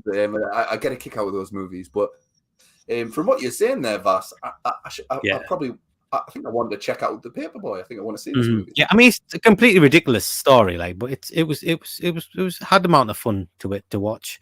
The kid is a total psycho, man, total psycho. And it's a bit cheesy as well, but it's very, very pretty low budget. Like I said, it's a TV movie, but yeah, it was fine. It was all right. Didn't mind it at all. Right, let's stick that in C because it was okay. Didn't mind it. Okay. And there's a much needed C in for 1994. And the next movie on the list is A Nightmare on Elm Street Part 7, New Nightmare, which I saw at the pictures when it came out. Right, okay. How big a fan are you of this movie, Pete? I've watched it a few times, mate. I think the most recently was about 6 months ago. I think it was on TV. So I watched it. Do you like Freddy in leather pants? What do you think of Freddy in leather pants? Does it suit him or not? Darker in this movie. No, the leather pants thing doesn't really float my board, but I do like his eyes in this movie. His eyes are quite freaky in this movie. He's a wee bit darker in this movie, and he's not wisecracking, which was wearing bloody thin. So I was pleased that they got rid of his wisecracking. I wasn't a big fan of his glove as well in this movie, but my overall thoughts on New Nightmare, mate, it was Wes Craven, dipping his toe into kind of meta, which he would do a lot more, in Scream further down the line. I like it. It's got a really good grown-up. It's like a grown-up. It's a grown-up Freddy movie, isn't it? Yeah, it is. It is. It's got it's got a memorable kill. The babysitter girl. I remember feeling quite sorry for her that she gets it. She gets it quite tight in this movie. Heather Langlap, I thought was great in the movie, and I liked seeing all the cameos with John Saxon and stuff like that, and even Wes Craven's in there. You know, acting. So I like all that. It's a horror fans film, and I like it for that respect. As a horror movie, nah, I don't think it's scary. But it's a perfectly, you know, enjoyable, entertaining yarn. I think there's nothing really that makes me mad about it. It's for me, it's a warm up for Scream. So I'm torn between a C or a B. I'm probably more in C camp on this one. Okay. Underwhelmed a bit there, Pete. I'm quite a fan of this movie. It's I think the story just carries the whole film. There's not that much Freddy in the movie for the first half, but I really enjoyed the story. I think it's like quite a sophisticated story, and it got a serious tone. It's got lots of goofy moments in it, like the clip we saw. I mean, that's just some goofy shit there, but it's got like quite a serious tone to the film, and I like all the stuff about what's real and what's not, and things coming into reality. A few echoes of In the Mouth of Madness there, isn't there? But yeah, I like because it's more realistic. It's like a lot of handheld stuff in there, which you wouldn't expect in a Freddy movie. I like all that stuff. I think they needed a bit bigger budget movie. It feels like very much like Bob Shea finally put a bit of trust in Wes Craven, because you know, through quite a lot of his dealings with New Line, I think his hands were tied behind his back for quite a lot of the time. So it does feel like Wes Craven's being allowed to make the movie that Wes Craven wants to make in this movie, and that's a good thing. You know, that's right, and it's certainly imaginative, and it's certainly ahead of its time. I remember Barry Norman reviewing this on obviously Film 94 at the time, and he liked it. And Barry Norman, you know, traditionally didn't like horror movies, but he liked it because of the story and the way it plays with the narrative, essentially. So it's an intelligent movie, and I can understand the reason why it got so many kind of good reviews at that point in time. But as a horror film, it didn't scare me. It didn't scare me. Although there was a couple of scenes that were, you know, a wee bit upsetting, like I say, that kill. I remember the scene at the start with the glove that goes just haywire and starts going goody, like that, being quite funny. I like that. I like that bit. Yeah. And the kid is quite freaky in this movie as well. He is, yeah, he's quite freaky. So it's not a movie that I dislike. It's a movie that I like. I just, you know, I don't think it's it's just not a classic for us or anything like that. Okay. So maybe I'm being a bit harsh. Maybe I'm being a bit harsh with C.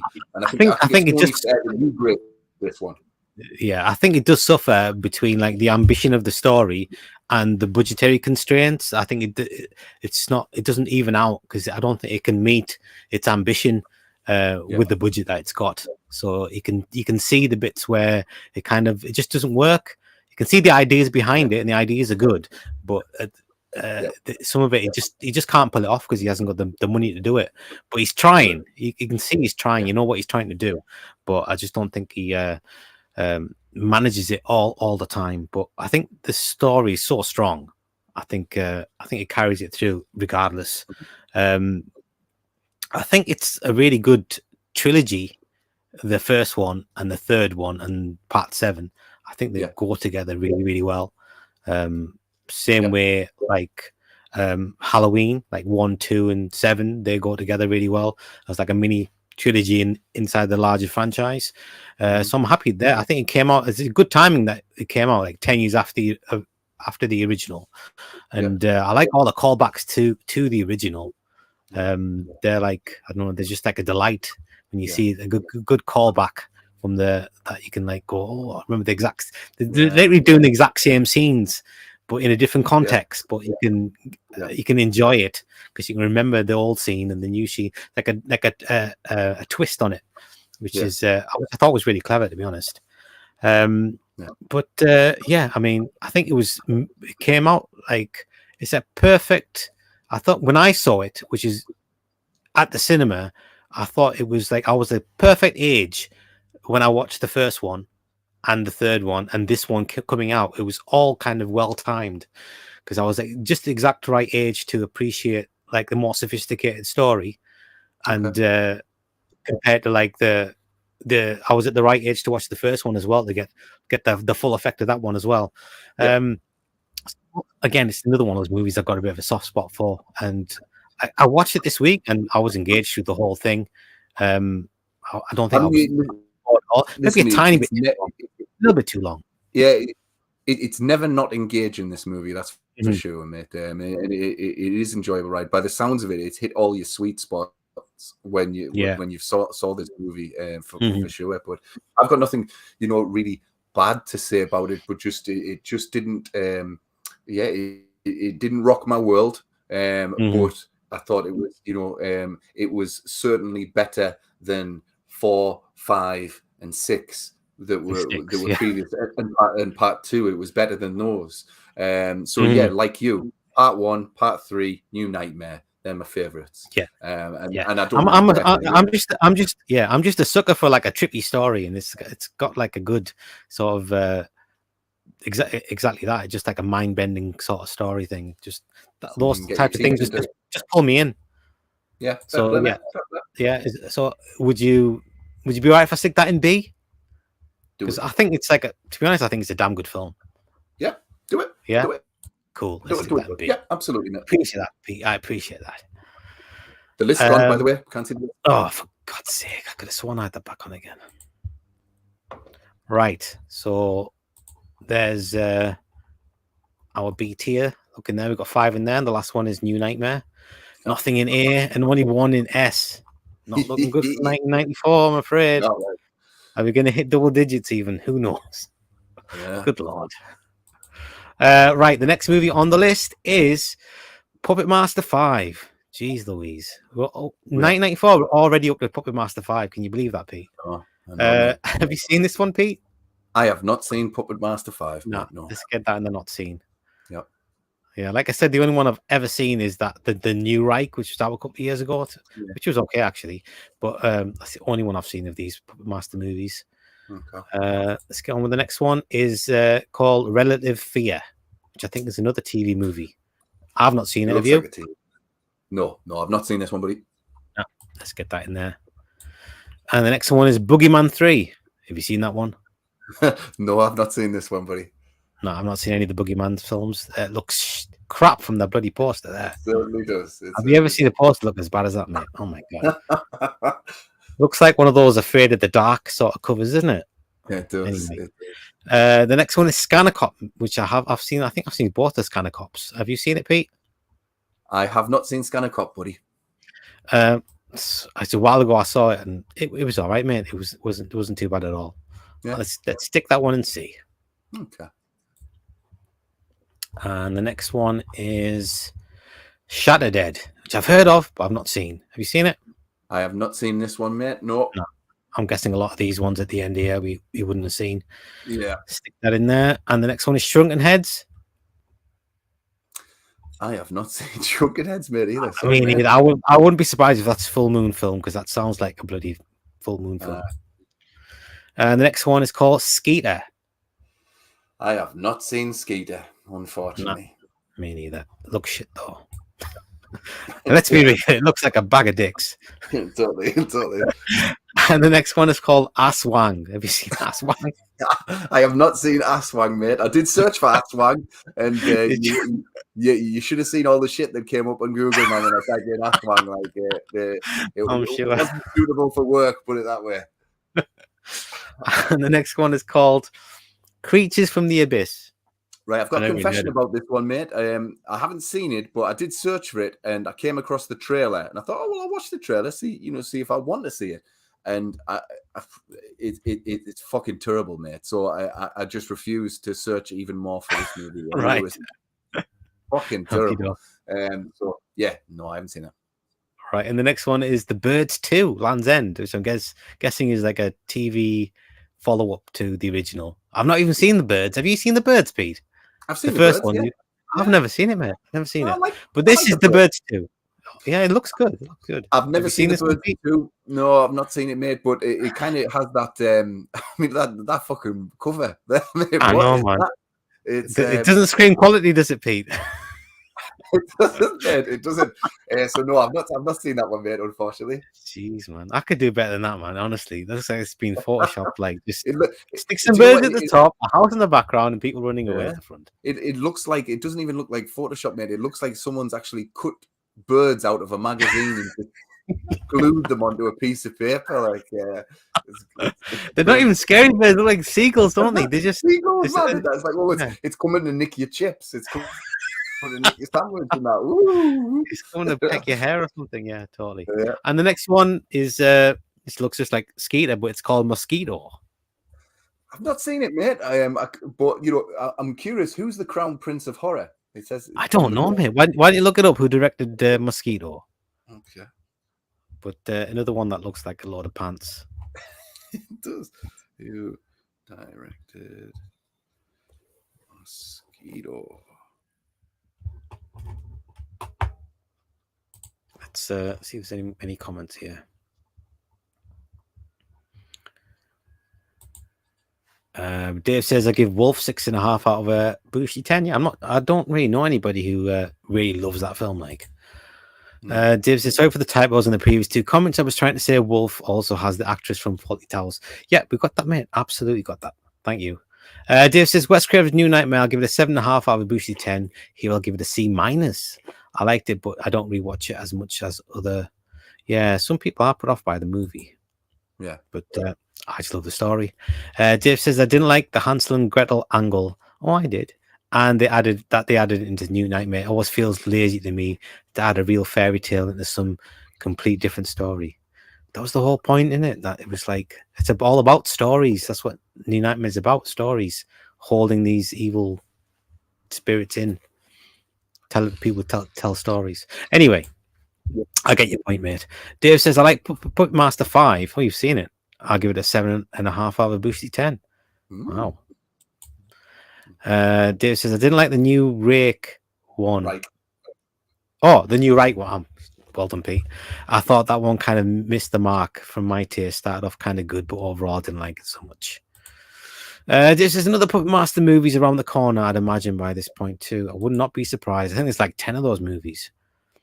Yeah, Dave says he didn't like The Birds too. I saw most of it. I think I shut off by the end.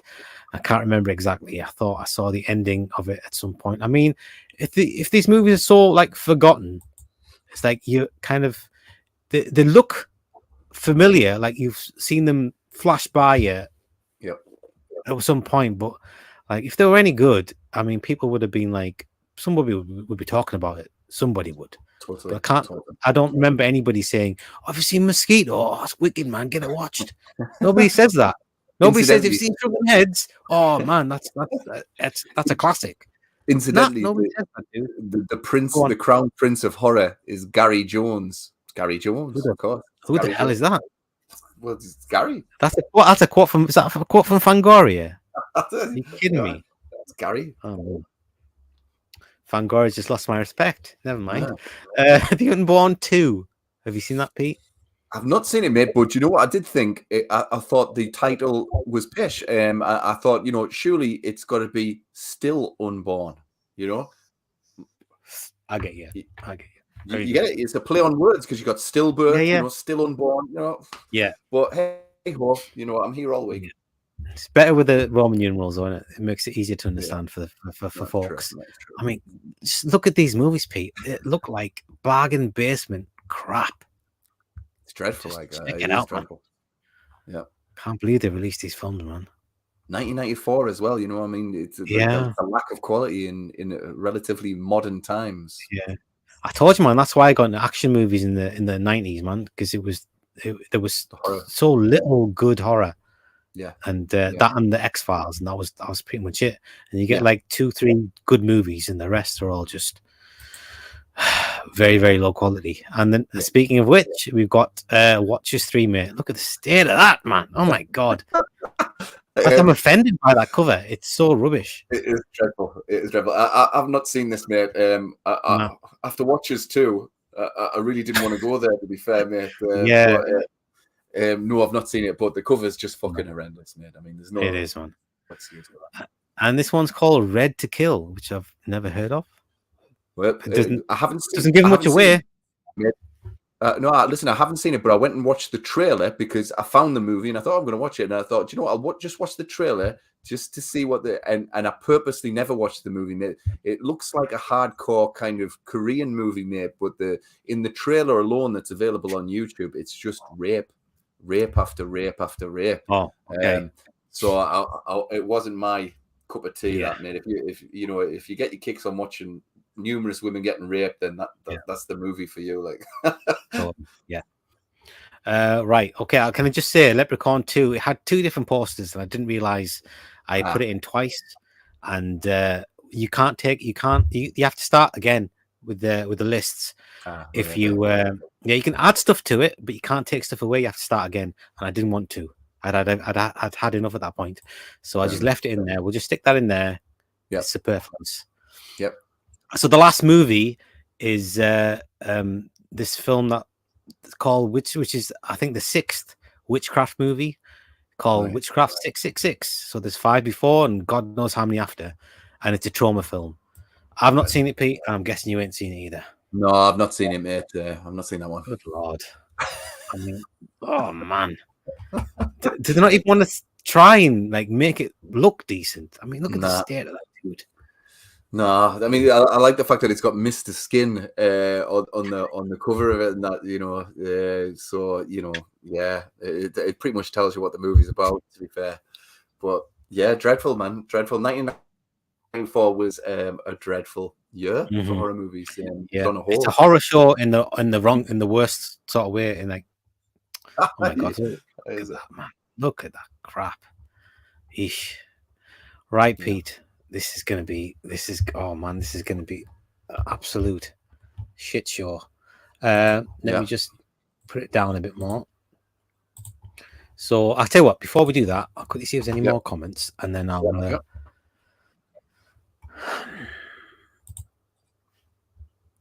Dave says he's got the original Birds on Blu-ray, and it's a very good Blu-ray, let alone the movie's kind of cool. Not much is explained. I guess that's kind of interesting.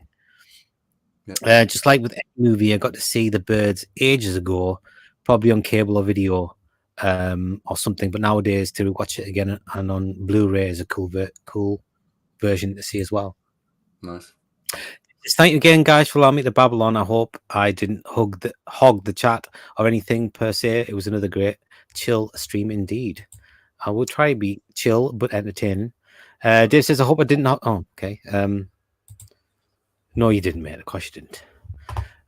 Right. So before we go and count up the scores, let's go back and have a look at the scorecard thus far for best year in horror.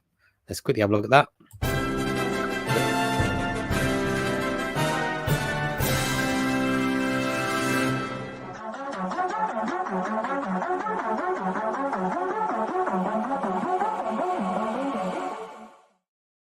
So those are the 4 previous episodes we've done, and now we're on 1994.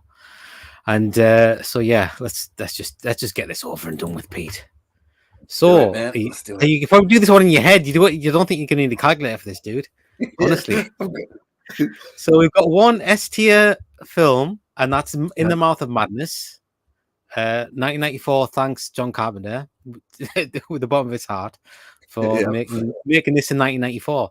So that's 5 points. And we've got no A tier movies. And we've got 5 B tiers: Brain Scan, Interview with the Vampire, Night Watch, Puppet Masters, and New Nightmare. So that's 10 points there. Yep. And we've got 1, 2, 3, 4, 5, 6, 7, 8, 9. Oh, no, 8. 1, 2, 3, 4, 5, 6, 7, 8 C. So that's 8 points. Okay. Yeah. And we've got 1D, which doesn't count. And we've got 1, 2, 3, 4, 5, 6, 7, 8 F tiers. So minus off 8 points, dude. Oof. The total for 1994. It's Oh my God. 15 points. Yeah. Holy crap. 1-5. Are you real, dude? Oh my God. So I guess we have to go through the motions and see where this fits on the final tally. Yep. So let me just see if I can find this. Okay.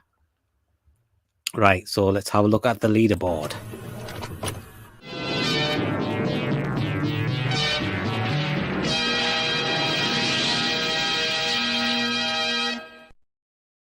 Right. Let me just pull it up.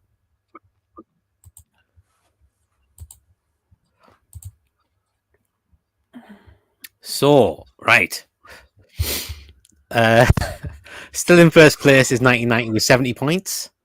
And going down the list, we've got 1986 with 62, 1982 with 50, 1984 with 50, all very respectable.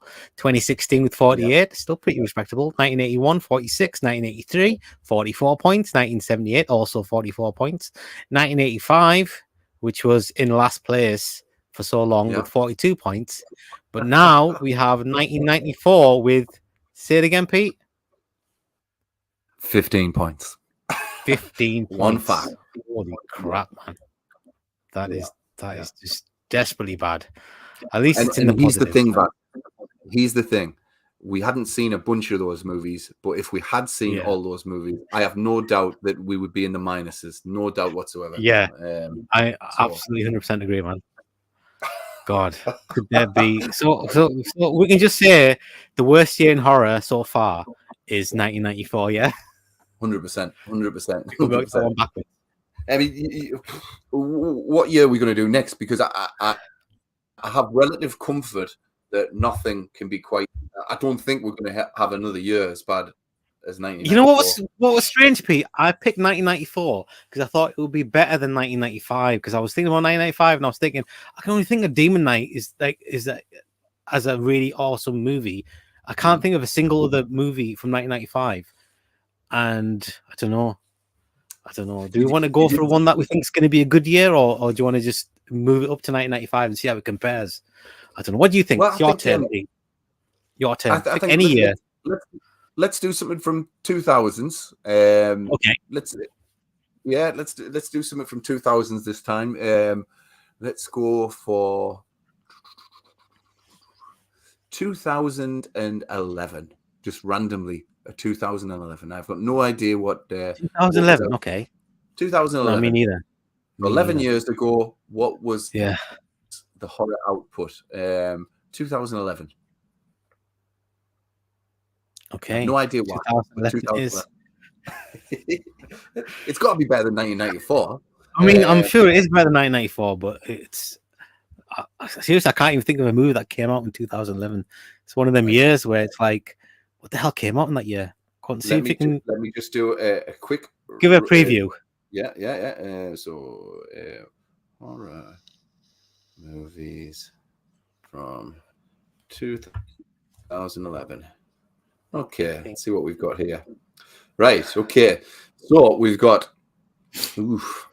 right, we've got Apollo 18, we've got The Awakening, we've got The Thing remake, we've got Fright Night, Cabin in the Woods, Priest, Resident, Twixt, Scream 4, We Need to Talk About Kevin, Final Destination 5, Attack the Block, The Skin I Live In, Twilight Saga, Breaking Dawn. I'm not sure that's a horror film, Mike, to be fair. No, it's not. That's not horror. Ghost Rider 2, Paranormal Activity 3, Elevator, The Factory, A Lonely Place to Die. So there's a few there, man. There's a few. Okay. I don't know. I kind of feel like going for one that might have some like good movies. Because I was just thinking, 2003 has got the Evil Dead remake. It's got The Grudge. Was The Grudge 2003? 2013, the Evil Dead remake. Oh, fuck. Yeah, it was, yeah. So what's 2003 then? Let's have a look. It's definitely The Grudge. Oh, unless that was 2002. Let's have a look. 2003 horror movie. So we've got there's some good titles here. So we've got Tale of Two Sisters, Darkness Falls, Gothica, Identity, Open Water, Final Destination 2, Jeepers Creepers 2, Underworld, blah, blah, blah, blah, blah. Let me see. There's nothing much more.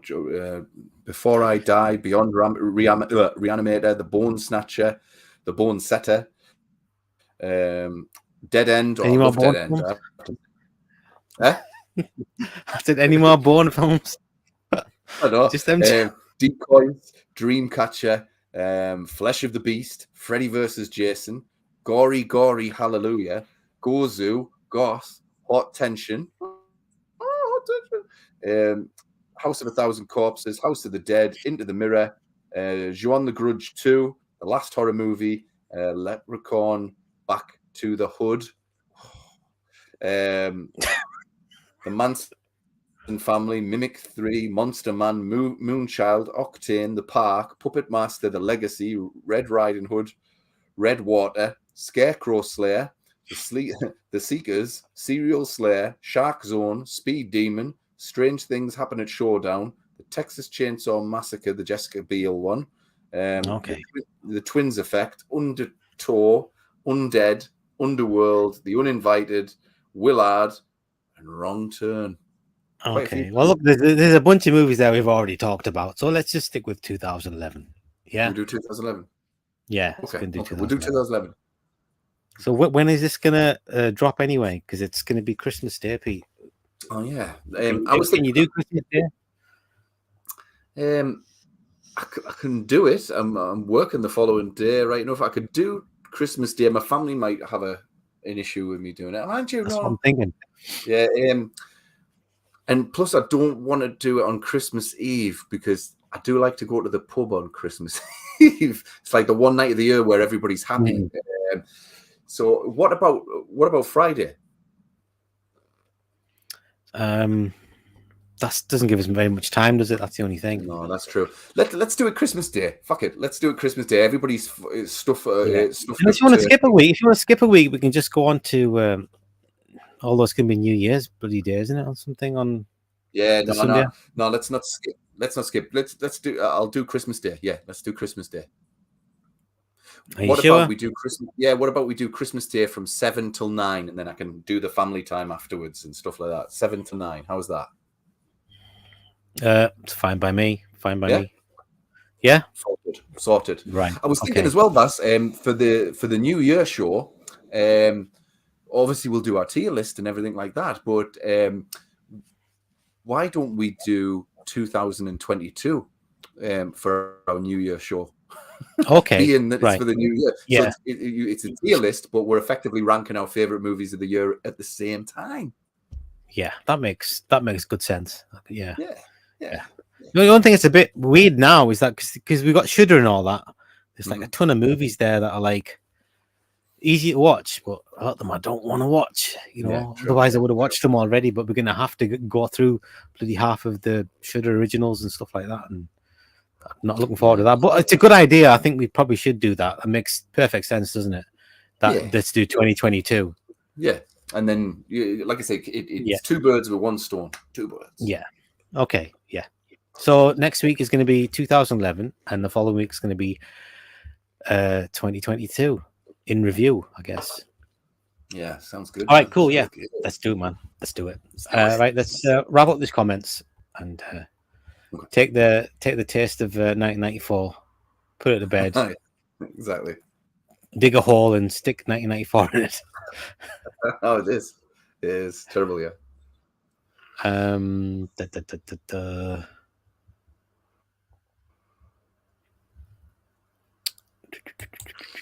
seen that one?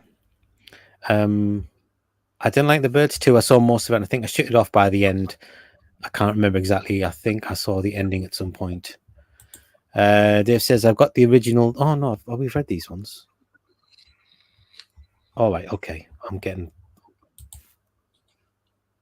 Okay. So Dave says, for me, so far, the toss-up is between 78 and 82. If I had to pick two of them so far, 78 maybe number one, but I don't know. I think it's kind of tough call for me anyway. 78 maybe just because of Halloween. I see where you're coming from, man. This is not the shill for myself, but I'm going to be 53 nowadays very soon. lot of people with birthdays in December. Yeah, yeah. Matthew says, "Oh, all right, Matthew, mate." I didn't click on that. It's a totally different person. I already did review showing VHS Shrunken Heads and Mosquito, good bad films. Yeah, definitely the bad part looks dead on. Dave says Pete's going to drag us into the Thing prequel arguments, debates, etc. Lol with 2011. I don't mind checking that out, Ken, actually. Dave says I'm up for Christmas too. Wicked. Nice. Right then, folks. We've completed 1994. It's been a terrible year, perhaps the worst year in horror ever. But we're back on the wagon to get to the best year in horror, and our year for next week is going to be 2011. It's going to drop on Christmas Day at 7 o'clock. 7 o'clock, 7 p.m. 7 o'clock. Okay. So thanks very much for tuning in. We appreciate it. We've had a great time with some bad films. Hopefully next week will be better. The quality of the movies, anyway. So we'll see you then. Thank you for tuning in, and have a good week. Have a good Christmas, and we will see you soon. Do you want to say anything, Pete? Just thanks for having us again, Vass. It's always a pleasure, and thanks to everybody for just listening to us prattle on about films. It's awesome. So thank you so much. So many movies. Right, yeah. Take care, guys. Stay warm, stay safe. Take it easy.